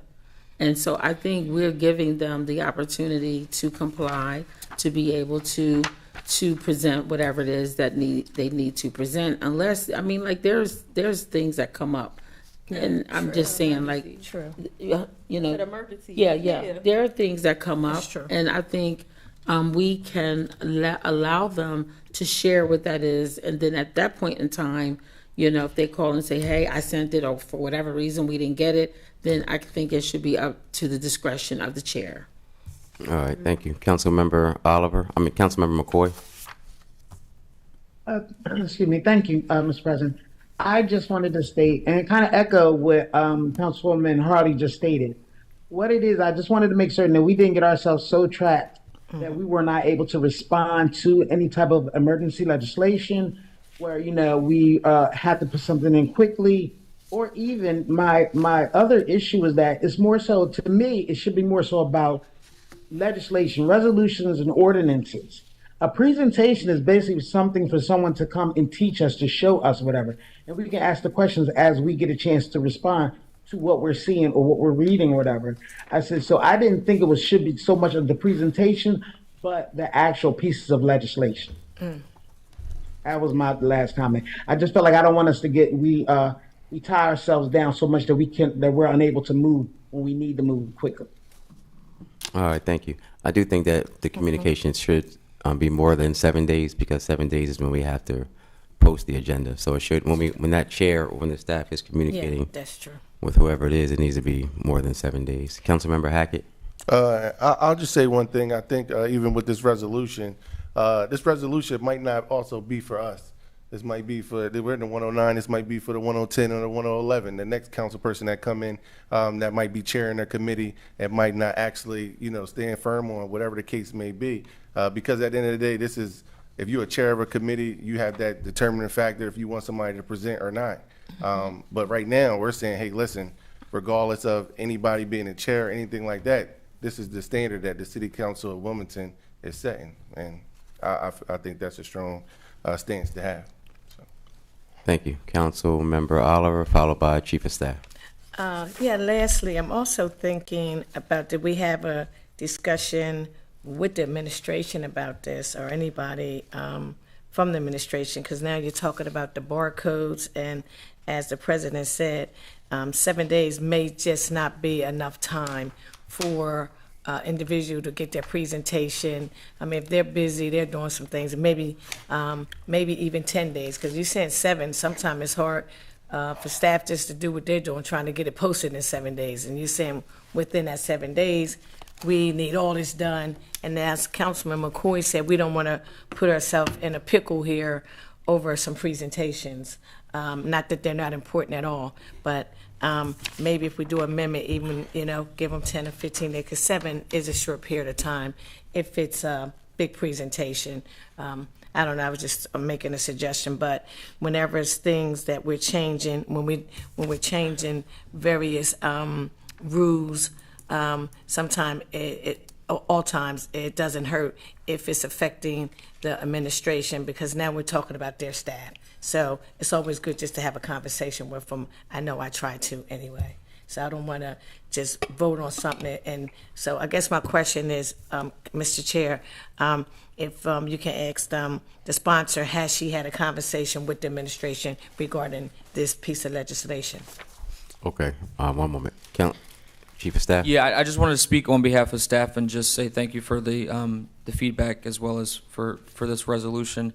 I think speaking on behalf of staff, we'll definitely make sure to put our best foot forward in terms of communicating with our committee chairs and making sure that we're doing that outreach to the individuals who are presenting either legislation or even presentations, just to make sure that we're staying up to date in terms of making sure that they're on time with the requirements that we end up putting forward. So thank you. Thank you. Council Member Cabrera, followed by Council Member Johnson, followed by Council Member Harley. Thank you, Mr. President. I do agree that having more time to review whether it's legislation or presentations before they come before a committee. That gives us more time. We do work, as Councilmember Darby said, we don't always have time to look at these things and need more ample time to getting it the day of. My only concern is sometimes we do have some time sensitive last minute legislation that needs to be presented before a committee because it has to go in before a vote. So, in wanting to go along with this, because I do believe that we should have that ample time, we also need to have an exception in place if there is something that is time sensitive that needs to go through that we can maybe get briefed on. I agree with Councilmember McCoy. If someone's coming to share information about an organization or something that they're doing, that's a little different than things that we really need to get into the weeds that involves, ordinances or even resolutions that we may want to be more informed as council members. The whole point of a presentation being made is to teach us and educate us about a program or something that an organization in a community is doing, or something that the administration is proposing, or legislation that is being proposed. So, we just got to exercise some flexibility, but I do not disagree that we shouldn't have things thrown at us at the last minute so that we are better prepared when we come to the meetings. Thank you. Thank you. Councilmember Johnson. Really, Councilwoman Cabrera just said exactly what I was going to say. I speak from experience level, having both worked for the city of Wilmington and now on the council side. It's a lot of it, frankly, has to do with capacity, and I think there's nothing wrong with us setting the expectation. I think, but we do need those exceptions because I know, during budget time, during COVID, during financial crises, things come up. And then we can't always do the 7-day. Sometimes the president will need to get something on the agenda to the floor without even going to committee. There's exceptions for that. So I just think as long as we have the exception clause in there, I'm fine with setting that standard. Similar to the budget, we're going to get those of you who are going through the budget for the first time. A lot of these presentations are probably going to get the day of, maybe the day before. And unfortunately, the prior administration, it was just common practice and it was impossible to get them out of. But I'm hoping with the new administration, we really getting the budget presentations earlier, getting everything earlier. So I'm hopeful, again, the new administration does better there. Thank you. Councilwoman Harley. Yes, I agree with all that has been shared, and I do think that the spirit behind this legislation from the sponsor is that, preparation and giving the council members the time to read, to digest, and to process information to be prepared. And so as it relates to the administration, I do think that it would not hurt when we talk about working in the spirit of building positive relationships, just to find out, hey, what will be a reasonable time if you're presenting to, what would a reasonable time be? We're trying to improve on our expectations. So I think, again, the spirit behind this is everyone being able to be aware, prepared, to ask questions, etc. And then the best way to do this in a way that is being done in a unified manner, I think, is what's important as it relates to this. And then secondly, as council members, we are going to have to put some of this weight on ourselves as it relates to us adding presentations on our agenda. We got to make sure that we're going to be more prepared in terms of who we're inviting and making sure that we have the time to get the information to our staff to be able to get to other individuals. So this is going to be a learning curve. I do think that it is great to set this precedence. Thank you, Councilmember Darby, for presenting this legislation. But I think there's opportunity for us just to ask a few questions in terms of how can we do this and the number of days to have it in advance. That's what I'm talking about, Councilmember Darby. Just the number of days, pretty much. Councilmember Hackett, followed by Councilmember Oliver, followed by sponsor, Councilmember Thank you, Darby. Chair. I think this all, stem from it, and even just from my experience, just for like regular departments, just having like updates, and then we just get the material like right then and there on an update and not knowing exactly what this update might look like. I think there's a great opportunity for those. I think we all, both and everyone here, know what's serious and what matters in our city needs to be taken care of like right now. So, you know, I just piggyback, like, this is just setting the standard. We all, once we get past this caucus day, we'll all be able to have conversations and be able to talk. And same thing with our chief of staff to make sure that we have everything that we need. So I know he's on top of that, and I think we'll be good. This is just setting the standard here. Thank you. Councilmember Oliver. Thank you. I would ask the sponsor to hold this legislation until we until either chief of staff or someone talks to the administration to ask them what's their time hold for individuals that work for them. What's the time? Would it be 10 days, 15 days? As Councilman McCoy and Maria said, and as Councilman Johnson said, he used to work for the law department. So sometimes it is based on the material you receive. So if they're backed up, we don't want to put something in and we didn't have a conversation with nobody to say, but look, if y'all would have just called me, asked me a question, I may would have said, just give us 10 days, give us 7 days. I just think it's important that we, as council members, be mindful. We're talking about the administration staff also. So I would ask to hold this just so we can get to, instead of saying just 7 days, they may say 10, just to have a conversation with them. But I do think this is a good piece of legislation, but I'm not going to vote on it tonight because just listening to everybody's conversation, that's why it's good to have these committee meetings because you can brainstorm. I think it's important for the chief of staff to, maybe send an email and find out what do they consider as far as the time span for trying to get presentations, et cetera.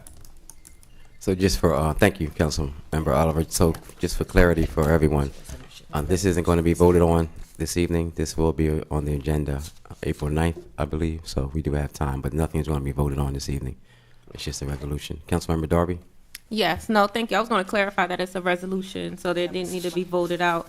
But one thing I do agree with is probably putting in exemptions for emergency things. So that's one thing I can agree with that I'm willing to work with council colleagues on in regards to adding that. Now, what I am not interested in doing, because 7 days is the standard throughout the country.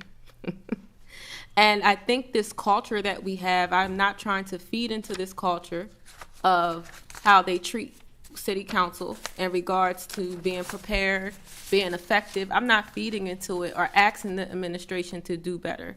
They need to do better in regards to how they prep their workers, in regards to how they come and present to us, right? So I'm not interested in asking the administration.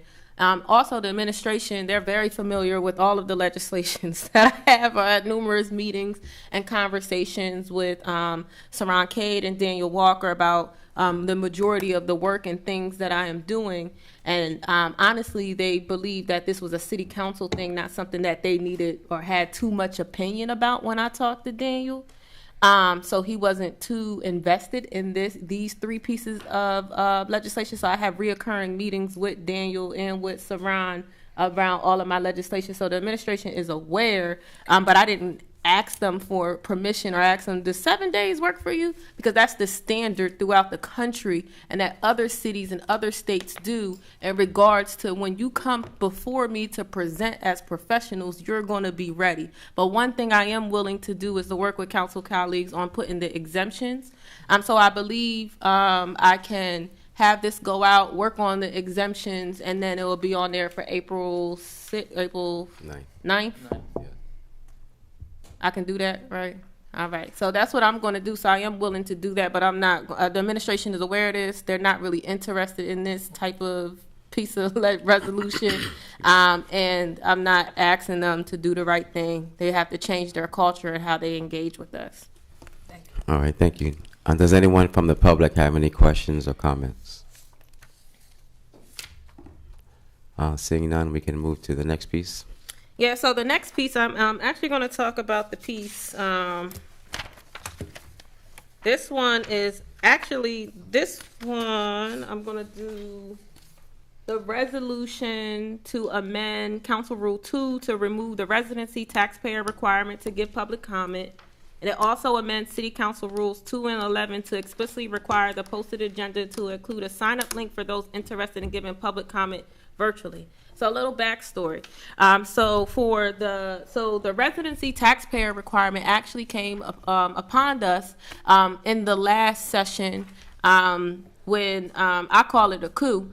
I'm just going to keep it 100 with y'all. When they did a coup and went over what Council President wanted to do, one of the things they put in the rules was that if you were to make a public comment, that you had to be a City of Wilmington resident or taxpayer. The law department told them that it was illegal to do this, so it's actually just housekeeping rules to clean it up to make sure that our council rules are actually legal. You cannot, that's against people's rights to tell them that they can't make a public comment just because they don't live here in the City of Wilmington or not taxpayers. So it was actually just housekeeping rules from what happened in the last council session. The second part of that is, so one of the things, I chair intergovernmental committee, and one things that I want to do is be really engaged with people who submit public comment.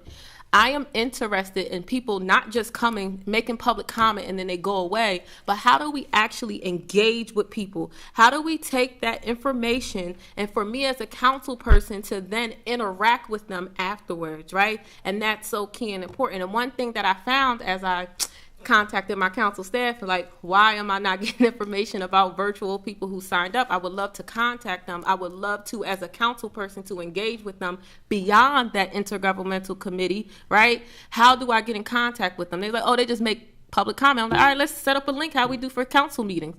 Oh, you have to change the council rules to do it. All right, cool, I'm gonna do it then. So really that's where these two things came from, is that I want to be a city council person as I chair my committee. I want to be engaged with people who do public comment outside of my committee meetings. And I also just housekeeping, removing the residency taxpayer requirement. That was illegal and it should have never been done in the first place. Thank you. Thank you. I do see that someone from the public, I'm not sure if that's for this agenda item or the previous one, Cheryl had her hand raised. I'm not sure if she is still with us, if Cheryl is still with us. Hello? Yes, thank you for joining Hello? us. Yes, we can hear you. Okay, I'm sorry. Good evening. Good evening. Please I was just introduce sitting yourself. here listening, and I'm sorry. I was trying to Ma'am. trying to get my hand up for Ma'am. the previous resolution. I can hear you. Ma'am. But my concern is that I'm listening, and as a constituent, you know, we all have worked in the corporate world, and it sounds like to me it's like everybody wants to get paid, but nobody wants to work.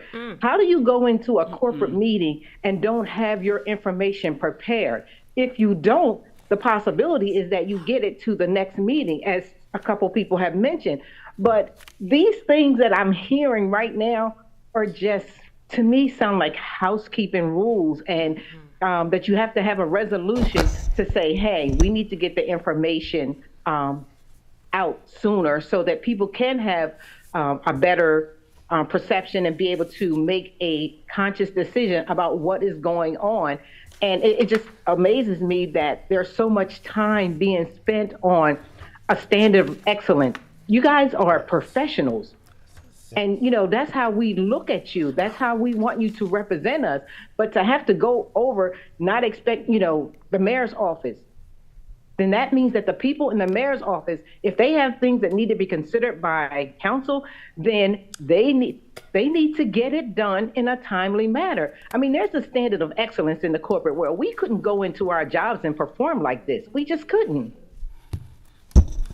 So that's, you know, pretty much all I had to say. I just think that, you know, we need to do better and work on things that are of an urgent nature and things that are, you know, affecting our city. But to say that we don't need to perform at a standard of excellence just because we're council and we're part-time, that's just not acceptable. As a constituent, that's not acceptable. I think you guys could represent us with a standard of excellence, just like you would do in the corporate world where you're getting paid six figures or whatever you know, people get paid, is that's how we think that you should represent us. Thank you. Thank you. And would you mind giving us your name, please? Oh, DeSheryl. All right. Thank you so much. Councilmember Oliver, did you have a comment or question? No, I was going to Okay. comment on this piece of resolution. Is that Yes. okay? Yes. Okay, I'm commenting on this piece of resolution. This has, in the past, again, individuals who didn't live in the city didn't come up and make public comments. I don't think I would be in Wilmington commenting on, going on Zoom for, just say in Newark, Delaware, or down, or New York, where I'm not a taxpayer, you know, making public comments about somewhere I'm not even paying taxes. Unless I'm a little confused here. And I remember in the past it was not like that. It was, we wanted to hear from our residents from the city of Wilmington. I don't want to hear from Jersey residents, being honest. I don't want to hear from Newark residents or Dover residents. I like to, the individuals who taxpayers here, them are the individuals I really want to hear from. The individuals from the city of Wilmington.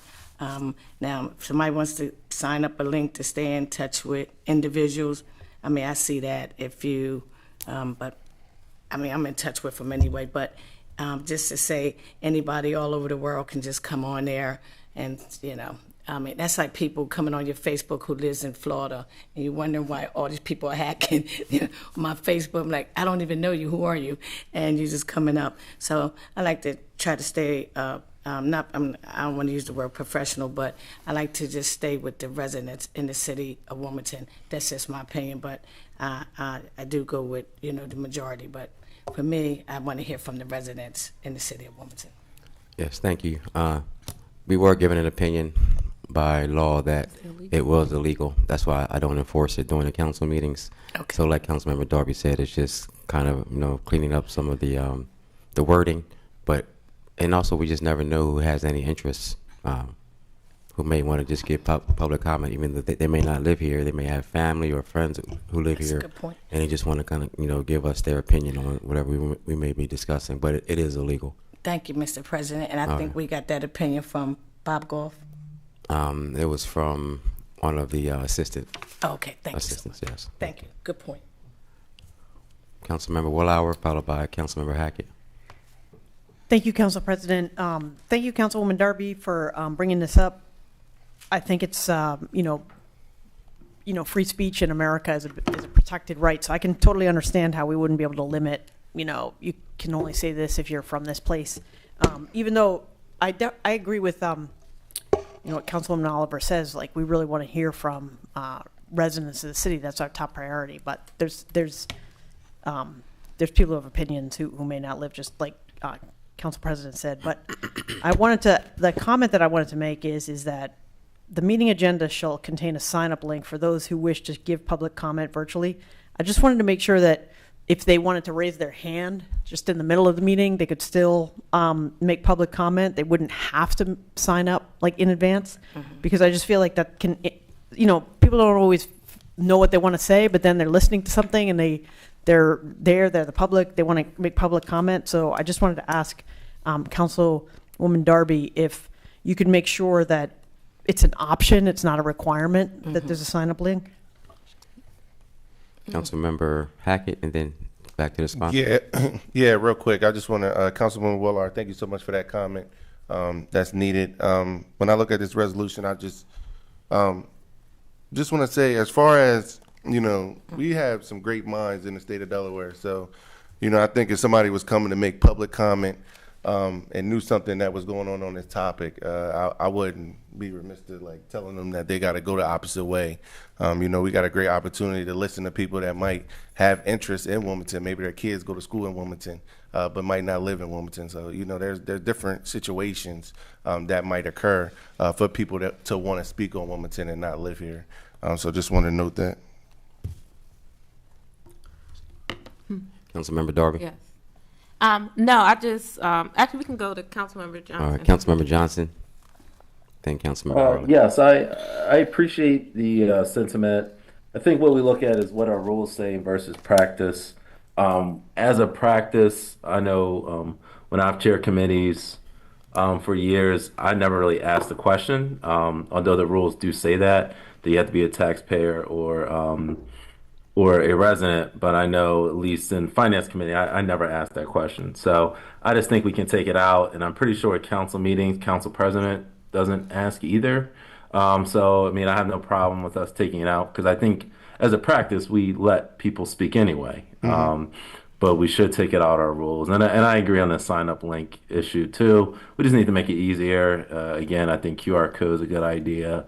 I know when I'm sharing links with residents, a lot of them can't find the link because sometimes it's embedded on like the PDF. So I just think making it easier to pass around links so we can get people to sign on. Thank you. Councilmember Harley. Yes, my comment is that I do feel as though people should have the opportunity to speak.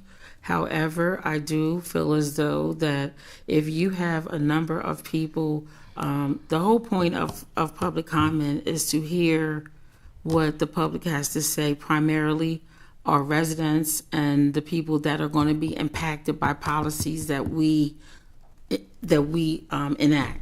So if the comments that are being made is going to have an impact on the policies that are being enacted, we most certainly need to at least know, have the individuals to share their name. There just should be some way to make sure that we are listening to people and enacting policies for people that are going to live in the city. I would feel very, very bad listening to comments and enacting legislation, and the majority of the people that made the comments for us to enact the legislation is not even going to be impacted by it. So I'm all for free speech, and I'm all for individuals that may have cousins or have businesses, and especially if you have a business in the city, whether you live in the city or have a business, I'm all for that.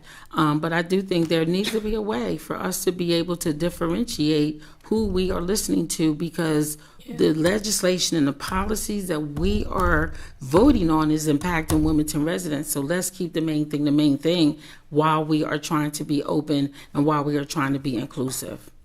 Yes, just as a reminder, it is illegal for us to request that information or to limit only Wilmington residents to any type of public comment. So we could be sued. I'm not suggesting. I'm sorry, Mr. President. So we could be sued if we ask for addresses, or if we ask for if they're taxpayers, or if we ask what kind of relationship they have with anyone who may even live here. The law department has given us the opinion that it's illegal. Yes. Can I finish what I'm saying? Yes. Yeah. So what I was going to say is that I'm not suggesting that we limit individuals. I'm just saying we're having a discussion. That's the whole point of us having these meetings, to talk about the best way that we can govern our city. And all I'm simply saying is that is something for us to consider when we are opening the gate and having comments from this one, that one, and everyone. We want to make sure that we are enacting policies that are going to impact the people that live in the city of Wilmington. And that's the only point that I'm making, not to limit anyone, but to make sure that we're keeping that in mind. Yeah, I'll wait. Okay, thank you. Chief of Staff, and then we'll have Councilmember Hackett and Owens. Just to provide clarification for the committee as well as a question for the sponsor. So as it currently stands for our council meetings, we have two options for people to sign up for public comment. We have the in-person sign-in sheet option, where it is located right by Councilmember Hackett's desk. And then we also have an option for individuals to sign up virtually. And on this link, we just request for their name and their email address, which is optional. My question for the sponsor for this one, specifically for like the virtual public comments for the committees, as it currently stands for committee meetings, people come in and then we ask them if they want to give public comment. There's no like sign up where we have their name and we read it off, similar to what the council meetings are. So my question is, for the virtual ones, how will we want those to be optional? So for example, when it gets sent out, we'll just put in like the link, WITM will put in the link for the individuals virtually. So it'll more so be like a sign up for updates type of link versus a public comment link, given the fact that we don't require for individuals to sign up for public comment for committee meetings. You get what I'm trying to say? Mm-hmm. Okay. So what do you think? Do you think it should just be like an optional version? I'm sorry. I'm trying to hear what you said. Go ahead. So He's asking a question. He's asking. yes. No, For the- yeah, I can answer. Go ahead. I'm allowed. Okay. Sure, Councilmember Yeah. Darby. So no, this is the answer. Your question and a little bit of Christian, Councilmember Willauer. But I was thinking that the public link will be posted like how we do during city council meetings throughout the meeting for people to sign up, and still allowing people to raise their hands if they want to make a comment.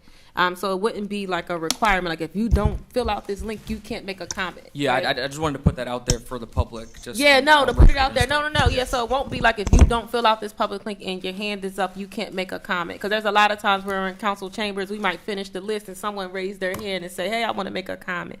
And we let them do it, right? So I'm still open to that. So it's not saying like this is like mandatory, but it helps us be able to collect information so that one, like our email list that we have is, I forgot how many people. It's like for us to be a city council, and it was, how many people's on our email list again? almost at 1,000.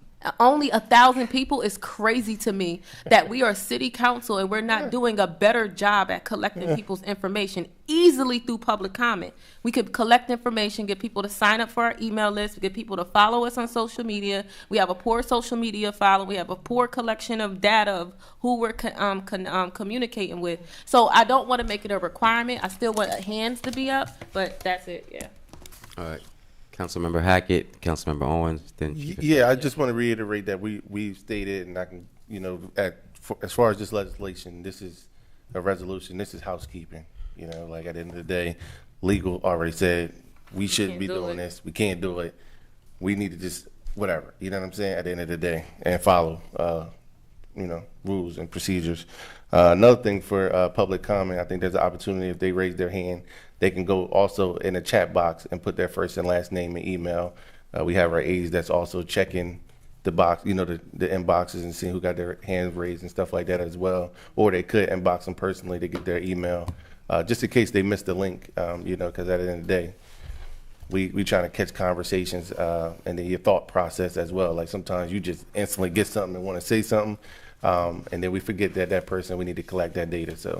And data is definitely important in today's world, so we got to do better there. So. Thank you. Councilmember Owens? Yeah, Councilman Hackett pretty much said what I was going to say, that this is just a housekeeping bill. It's been stated multiple times that the current law, or the current rule that we have written is in violation of law. So it's good to clean up. I would like to be added as a co-sponsor, and I don't really think that there's much need for much more discussion on this. I mean, law already told us it's illegal, so. Thank you. Chief, Councilmember Hackett. My only thought process, this is a two-part though. This two-part is adding that we do the housekeeping, but also the attendance part. So I do want to, I guess that was for the virtual part. Oh yeah, the virtual part. So I do agree with what Christian said. If they raise their hand, maybe we make amendments to that as well. But if add me to a co-sponsor when that's done. So yeah. All right, thank you. Chief of Staff? Yeah, I just wanted to say really quick, just to kind of make sure that there's no gray areas or anything with anything, but we have a great communications team. We definitely have been putting together a plan in place just to try to increase followers throughout all of our different platforms, even on our email marketing platform. But this idea that was presented is just going to be another way to increase that following. But there definitely has been plans in place. I've talked with our communications team to definitely make sure that we're putting our best foot forward, and we definitely have been. Great team. Definitely proud to have all of them. So yes. All right, thank you. Sponsor, Councilwoman Darby. Yes, I have no other comments other than it's just one part is illegal and the other part is just trying to collect more information from people who want to give us information to get information. Thank you. All right, thank you. Are there any questions from the public? Mr. President. No. Councilmember Oliver. Thank you.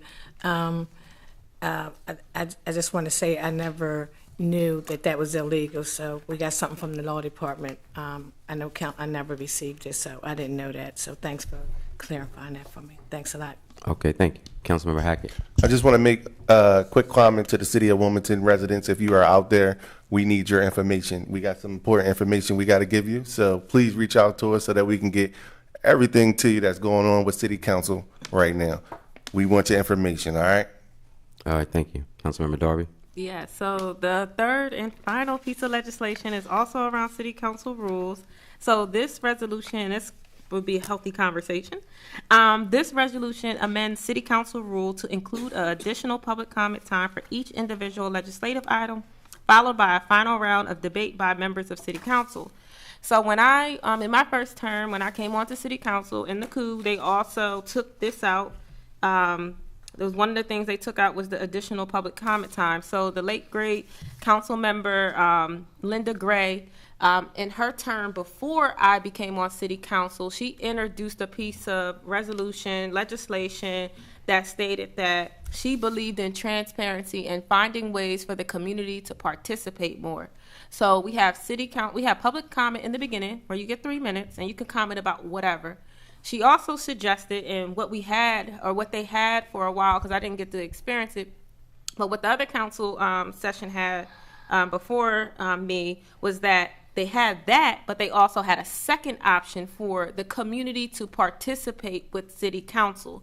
So if there was a specific item about inclusionary zoning, I just had a meeting about that, about inclusionary zoning, I could wait to give my public comment just about inclusionary zoning when we were talking about inclusionary zoning, right? I would listen to city council go back and forth, and then I'll be able to have a more engaged conversation about city council before they vote about inclusionary zoning, right? So I would be like, I'm not going to do public comment in the beginning. I'm going to just do public comment for this specific item so I can feel engaged with my city council. So this legislation is bringing that back.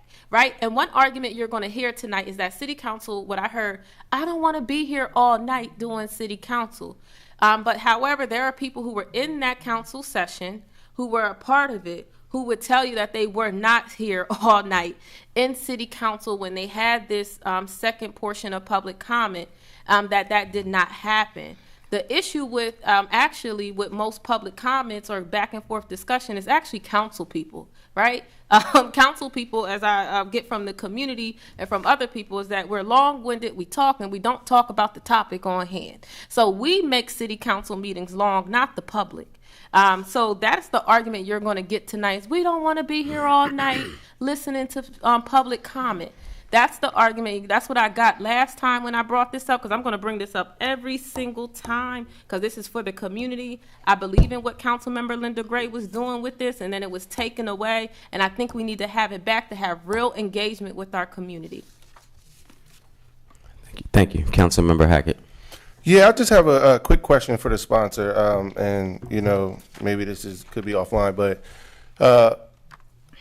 I guess if we was to move forward with this, what is the point of having our committee meetings that set these agendas on inclusionary zoning? We talk about it and we suggest our residents to come out to all our committee meetings so that we can have open discussions on these topics and possibly have more time to discuss it. So just a question. Councilmember Darby. Yeah, so committee meetings are at 5:00. 5:00 is prime time for drop-off pickup. I'm probably running here from a pickup by the time I get here, right? A lot of people can't participate in committee meetings. Committee meetings don't have all city council people to hear perspectives. A lot of city council people don't go back and watch committee meetings. I probably didn't go back and watch y'all last health agent one, be honest. Didn't watch it, right? A lot of city council people are not. Sorry, Kobe, or Councilmember Owens. But right. What I'm saying is that at city council meetings, you have all of the council council members there who get to hear from the community on how they feel about a specific issue before we actually vote on it. And I know that for a lot of council people, when I was talking to them who was during that session, they said that time was very helpful for them because it actually made them get a good pulse on where people were before they voted, right? So committee meetings happen, probably 2 weeks, 3 weeks ahead. While they're at that meeting, they get a better pulse on how they're going to vote, if they're going to be confirmed in how they vote. It gives them a better perspective on where the community is. It helps them give them more perspective. Like if they couldn't be at a committee meeting, we all part-time city council people, right? So those things really help inform and engage. And also, if a person comes, they don't have to, let's say I come late, it starts at 6:30, I can still make a public comment because I'm getting off of work, I'm rushing, I'm coming here for city council meetings. I can still come and make my comment when that legislation comes. I don't have to wait to the very beginning, So it gives community a second option to be able to make public comment. And other city council people who were in that session that I spoke to, because I was doing my research and I wanted to ask, I said, what was the benefit of it? They said that, you know, some of the things I mentioned, and they also explained that with committee meetings, they were at 5. It's not a lot of engagement at committee meetings.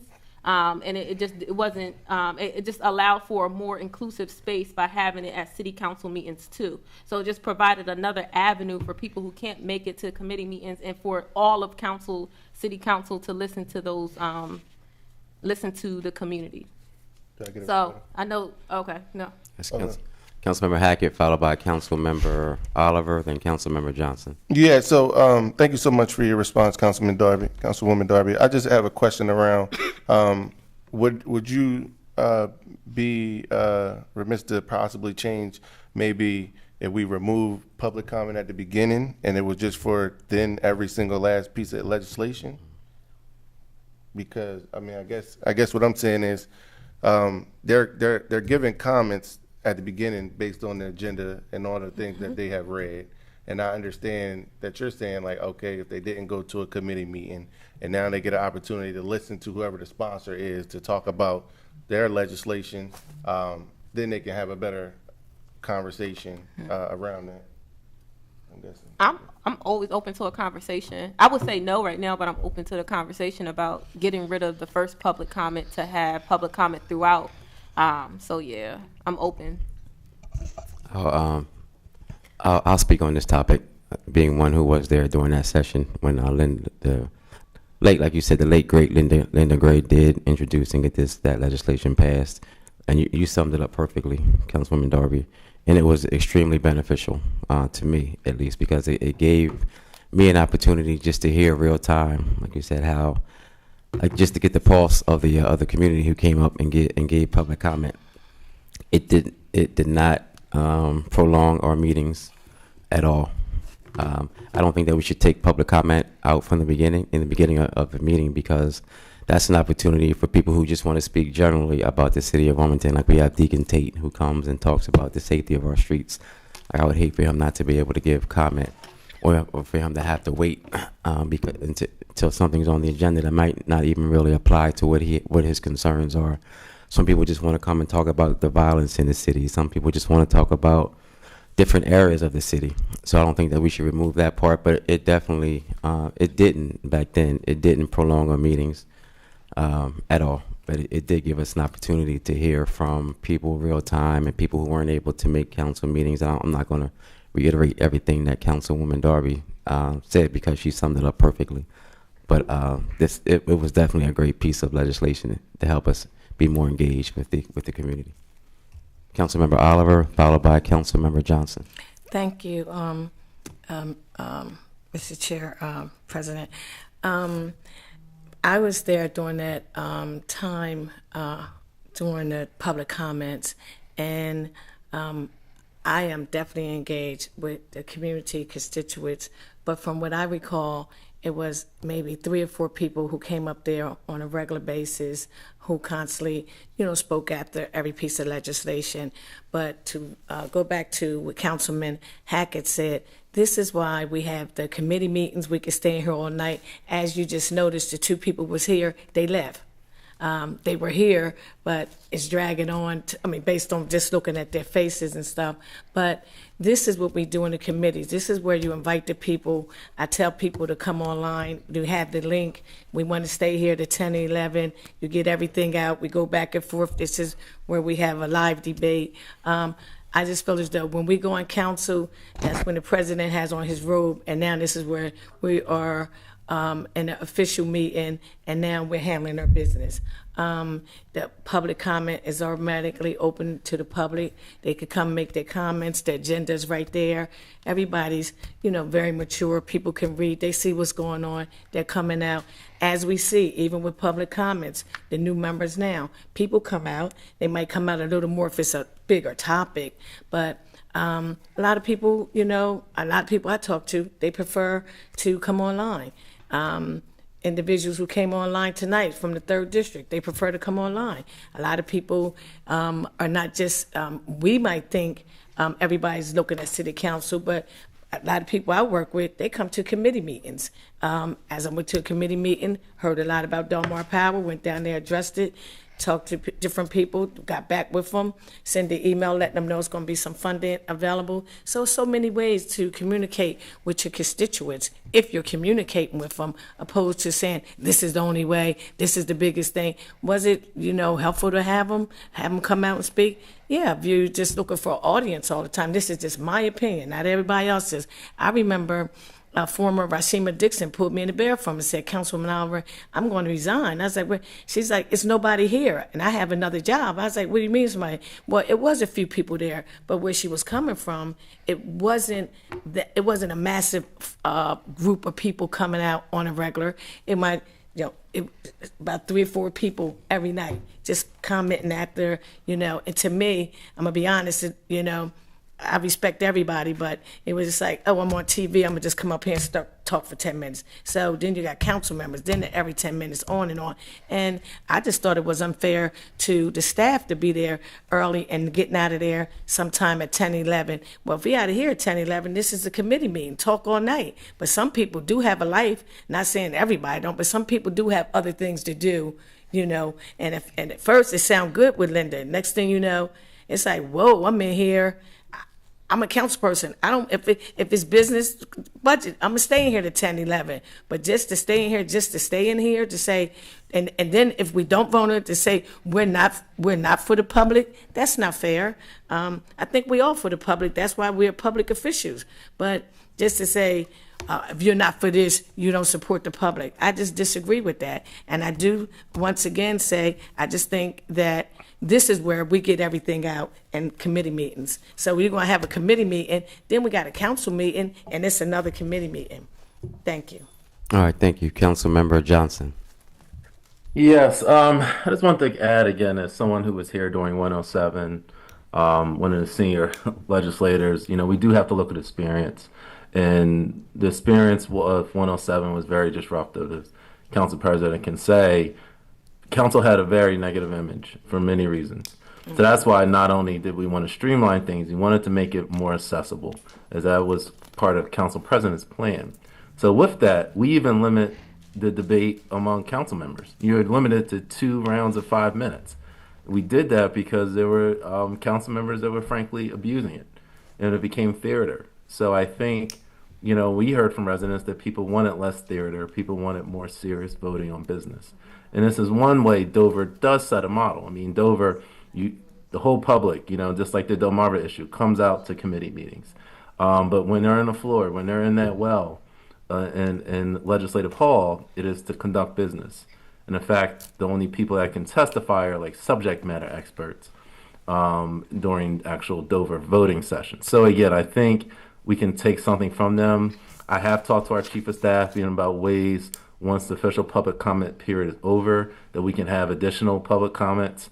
I know everybody doesn't have a laptop. Some people do, some people don't. But is there a way we can get like streaming updates if people have additional comments? I'm all for that. But I think we need to look, especially at the next generation looking at government. People are used to YouTube and streaming. People are used to the small snippets. And when we have these elongated meetings, it makes it difficult. So I think we need to make it more accessible. Even we could probably chop it down to 1 round per council member. I would certainly be for that, because I think we need to, again, make it more accessible for the public, because I know I've had residents who sign off. People can't be on the meeting 3-4 hours at night if they have family and second job. So that's just my 2 cents from experience. All right, thank you. I just wanted to clear up a couple things that have been mentioned. On that 107, it was very disruptive, but it wasn't because of the public. The second thing is that the 2 5-minute rounds of comment from council, that has been established long before the 107. Also, there was one more thing that I wanted to touch on. I think this evening is the perfect example of, and this isn't a shot against anybody, because I'm going to include myself, but the meetings are long because we make them long. We haven't had much public comment, so the public doesn't come and make the meetings long. Like council members make the meetings long. And again, I would be totally honest with anyone who has any concerns that the public, when we had that rule in effect, the meetings weren't long because the public came and made them longer. It just didn't happen.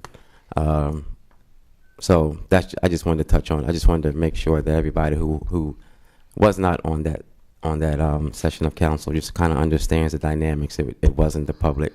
It was council members, and that's fine. I'm not saying that we shouldn't be able to engage with each other, but I don't want the narrative to be that the public made the meetings longer. Councilwoman Harley or I gotta go to Councilwoman Harley? another meeting. I'm so sorry. Okay, I gotta Councilwoman go Darby. I have to then- go upstairs to another meeting I have, another Okay. council meeting. Yes. So I don't know, it's not a vote to come out, but I just want to say that this legislation is clearly just about how do we provide additional time for engagement. Meetings aren't long because of the community, they're long because of council. So I am interested in looking at this piece of resolution to eliminate our public round, the rounds that we have to communicate, because it's us who makes it long, not the public. So thank you, guys. All right, thank you, Councilwoman Harley. Yes, so I want to, can you hear me? Yes. We can. Okay, so I am in support of the majority of what the majority of our council want to do, but I do want to mention, number one, that committee meetings are designed for us to discuss, to debate, and to ask questions and to get answers. I do feel as though since 109, our participation from the community has increased, and also we are offering virtual participation. So for individuals that are working or they get off late, there's opportunity now that you don't have to physically be here to hear. You don't have to physically be here to ask your questions. You can just click on a link and you can participate. I believe that the majority of the value of participating and being in a committee meeting is that you can get answers and you can get facts. My biggest concern regarding public comments is that council members cannot respond. And I know for a fact that there were a number of public comments that were made that were misnomers. But because we could not respond, it just went out there in the community. And then there were a number of questions that individuals would ask me about comments that were made. And why didn't council members say anything? I had to explain that on the floor, we cannot respond. So I'm not opposed to public comments, whatever the majority of our council members want to do, but we got to keep in mind that we cannot respond to comments that are being made. And not only that, but on the floor, and I will address myself as it relates to cutting back on speaking as long, because hey, I know I can go. I own that. I'm owning it. But what I want to say is that the floor is supposed to be, when we comment on the question, it should be just to say yes or no while we support the legislation. We should not be going into another round of questioning and debating and etc. So I do believe that narrative and that culture may have been established and is out there, but we need to bring it back to what it's supposed to be. This is an official business meeting on the floor, and when it comes time to call for the vote, we should, on the question, again, like I said, should just be to say why we're supporting the legislation or why we're not supporting the legislation. So I was speaking to the comment that was made, that is true, regarding more council members are talking and speaking, but as it relates to what we really should be doing on that floor is speaking why we support it, why we're voting yes or why we're voting no. That's it. And then again, the public can come and say anything, but we cannot respond. That is my biggest concern. I don't care if I'm there all night, but my biggest concern is that people are constantly getting up saying what they're saying, but we can't respond.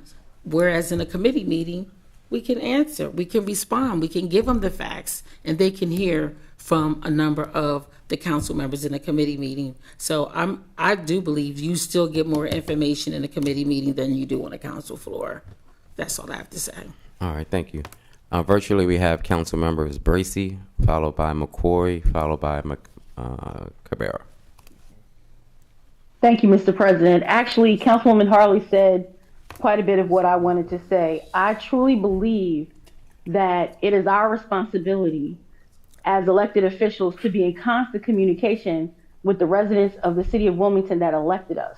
So by the time we get to the floor, you should know how the people in your district, or if it's us as at large, we should have done our due diligence to know what our community thinks and what they want to see happen.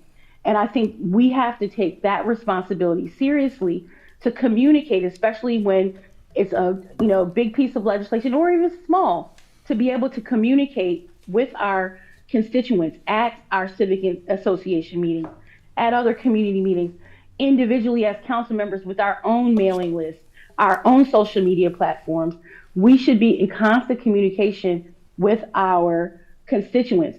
I also think that I agree with Councilwoman Harley when it comes to the fact that if a constituent comes in with a question during a committee meeting, we can give them information right away. We can get their information to follow up. On the floor, that goes away. We have to sit and listen to whatever they say, but if it's wrong or if there's a piece missing or if we have the answer to their question, we can't say anything because public comment has to be addressed to the president. So I do think that, I don't have a concern about being there all night. Like, that's not I just think that as council people, we have to be in constant communication with our constituents. That's our responsibility. By the time we get to vote on the floor, if we haven't done our homework, shame on us. We should know coming in what our constituents want, and we should already have an understanding of the legislation, and we should be able to, on the question, vote yes or no or present. And, I welcome public comment. I encourage all of our constituents to come out. I want us to be transparent. I want us to have those open dialogues. But I also think for it to really be meaningful, the committee meetings, us having our town hall meetings, like some of our district council members have already started, being in the community and talking to them is the responsibility to the people that hired us to do these jobs. Thank you. Thank you. Council Member McCoy. Thank you. Actually, it feels like everything that I wanted to say has been stated. Okay, thank you. I really make certain that try to be out and talk to the residents of the district. Other people reach out to me who just have questions because they don't quite understand what's happening within the city, and I'll make certain that I try to get that information back to them as well. But yeah, I get more Q&A done outside than I do inside the building. And when it comes to the public comment, I actually am from 107 and was here all night and the whole nine with a young child. It is what it is. And I'm like, but, I do agree with President Congo that it was mostly our colleagues who are doing all the talking. But I do have to state, we may have to go back and look again, but I believe Councilwoman Gray added another piece, another portion for council to speak. That's what made it go on so long. So I feel as though I can actually get that information from the street, from the emails, from the phone calls, from my meetings. I have about 6 regularly, and also not just with the people within the area, but also with my leaders. I actually connect with all of my leaders together just to hear what they've been hearing and stuff. And I feel like I have the information, so I may not need that much more on the when it comes to the public comment, but I do ask that everyone comes out to the beginning one just to make certain that we know what's going on within the city. Between each piece of legislation, I do think is overkill. Okay, thank you. Councilwoman Cabrera. Yes, I'm not going to repeat what Councilmember Oliver, Harley, or McCoy said. I agree with my 3 colleagues. I'm not in favor of the comments in between legislation. I do believe that people should come to the committee meetings if they're able, get on Zoom, and if not, if we need to accommodate more participation from our constituents, then maybe we might want to revisit changing the time to 5:30 p.m. to give people more time to get there, or 6 p.m. Not exactly what we're trying to do to stay there later another night of the week, but if that's what our job requires to be able to have that openness and more participation. I know that in several committee meetings on topics that have been of strong interest or controversy, there has been no problem with 30 people filling that committee meeting room and coming to comment and express how they feel. That's my opinion. I just think it's a lot. Thank you. All right, thank you. Councilmember Owens, followed by Councilmember Oliver. Yes. So first, I'll start off. There was a comment about staff having to stay late for those council meetings. I would definitely be in favor of the staff members required to be at the council meetings being able to come in later that day. Outside of that, I will talk as someone who was also here for the 107th and 108th as a person giving public comment. We were not the ones who delayed the meeting. I just want to reiterate that. The rule back then was you had 2 5-minute, the council members could talk for 2 5-minute intervals before it got to public comment, and then also got to talk for 2 5-minute speeches after public comment as well too. This bill this resolution in front of us also states that after the close of public comment, again, if you read Rule 2, Order of Business under J, it inserts, after the close of public comment, each council member is entitled to speak twice to any matter subject of debate for the periods not exceeding 3 minutes each time. So again, the individuals who were worried about not being able to give comment in response to what was said, you actually have up to 6 minutes to, again, refute if you want or agree with what you heard. That is in this resolution. And again, the last resolution before this, we talked about we wanted to hear from our residents. This is how we hear from our residents. Committee meetings start at 5. Most of them finish way before 6. It's not good practice for the working class residents to get there. And just talking about standard practices, let's compare us to a like body, right? A legislative body, and that would be Newcastle County. We have the same number of council people, and they have had this as a practice, a long-standing practice, for over 25 years, and it works perfectly. Again, what made the meetings long was not the people who were coming to give public comment. It was the council members themselves going on and using 20 minutes to talk almost every opportunity they could get. So again, that's what made the meetings longer, and I would be in favor of cutting our first 5 minutes down to 3 minutes as well too, and 3 minutes on the back end, and giving the public an opportunity to comment on this. This again that's just how I feel. I would like to be added as a co-sponsor on this, but we have to do better when considering the community and giving them an opportunity to be a part of this process, since we're the ones voting on this. And again, this can go a long way to help with a lot of legislation. All right, thank you, Councilwoman Oliver. Thank you. Lastly, as much as I respect Councilman Darby, she's never even at the meetings. She doesn't even. Councilmember Oliver. Oh, no. No. Okay, well, leave that alone. Okay, well, let me finish making my comment. Thank you. Well, I'd like to say that I am engaged, and I'm sure as much as most council members, if you're telling me you need somebody to come to the council meeting for you to connect with your community, you're not doing your job. That's just my opinion. You have committee meetings, you have civic association meetings. It's just more than one way to skin a cat. I was just at the Newcastle County meeting, and nobody was there to speak. They don't even come out like that. Most of the residents from all over the city tell me, I don't even watch y'all anymore. You know why? Because y'all are too long-winded. I mean, that was the last session, I'm sorry, when our numbers were really low. Numbers are picking up, but nowadays, people just have a lot going on. I don't think necessarily talking about numbers and all that, it's a lot going on in the world with people trying to buy eggs and food. The people just not really, concerned about just watching city council. Like that's not their top priority. And I'm not mad at them. They got other things going on in life. But me, myself, and I'm content with, engaging with people at the committee meeting. I go live. I go to different. I'm going to a meeting tomorrow, and I share information with a lot of the residents.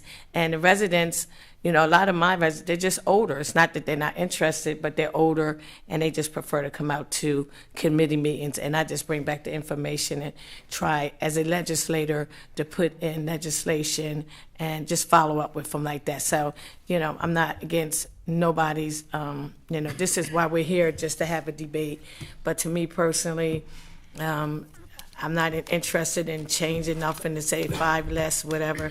Just go to the floor, make it happen, and, I look forward to working with everybody. Thank you, Mr. President, and I'd like to be excused. Yes, you may be excused. Thank you. Councilmember Owens, Hackett, and then Harley. Oh, no, I would like to be excused. That's what I have my hand So up. yes, Okay, you may be thank excused. you. Councilmember Owens, followed by Councilmember Hackett. So first off, I just want to agree with Councilwoman Oliver. She's definitely an Energizer bunny, and is very engaged in her community. And I think we can all learn a little something like that. My point for raising my hand again is we time and time again we talk about, all right, we have public comment at the beginning of the council meeting, but let's be honest, from the 107, 108, and even in the 109, most council members are not in their seats or not logged on until we get to legislative business, right? So again, you're not even here to see the public comment. That is why this is another opportunity for the public to come and talk to you on the matters that are in front of us. We have to be honest with ourselves. Unless we're going to require each council member to be in their seat or online prior to the start of the meeting, I think this is the best solution in the absence of doing that. Thank you. Councilmember Hackett. Yeah, I just want to state, and I think we heard a lot of good things tonight. The biggest thing is, though, we as a community or as a council, we got to get more people into both the committee meetings, our council meetings. I mean, we got to do a better job at getting out there and outreaching our people to make sure that they come in, they got the information that they need. That's just the bottom line. We got WITN. I mean, all the resources that we have, we just have to make sure that we're using them at high capacity. So, I'm for, once we get an opportunity to all sit down and talk, I'm for whatever is best for the community. But our community also has to come out and be a part of everything that we have in our process. The last couple of meetings we had, I've seen the same people come up, same people make the comments, same people make the comments. And I guess for me, I'm just trying to understand or see how can we raise and how can we grow our numbers right now, because we got about 77,000 people in Wilmington, and we need to be able to outreach all of them. This is just a simple thing. We got information. The people in Wilmington need the information. That's the bottom line. So we got to figure out how we're going to get it to them. And as far as public comment, there should be several ways that we do it. But for me, honestly, we have a committee meeting.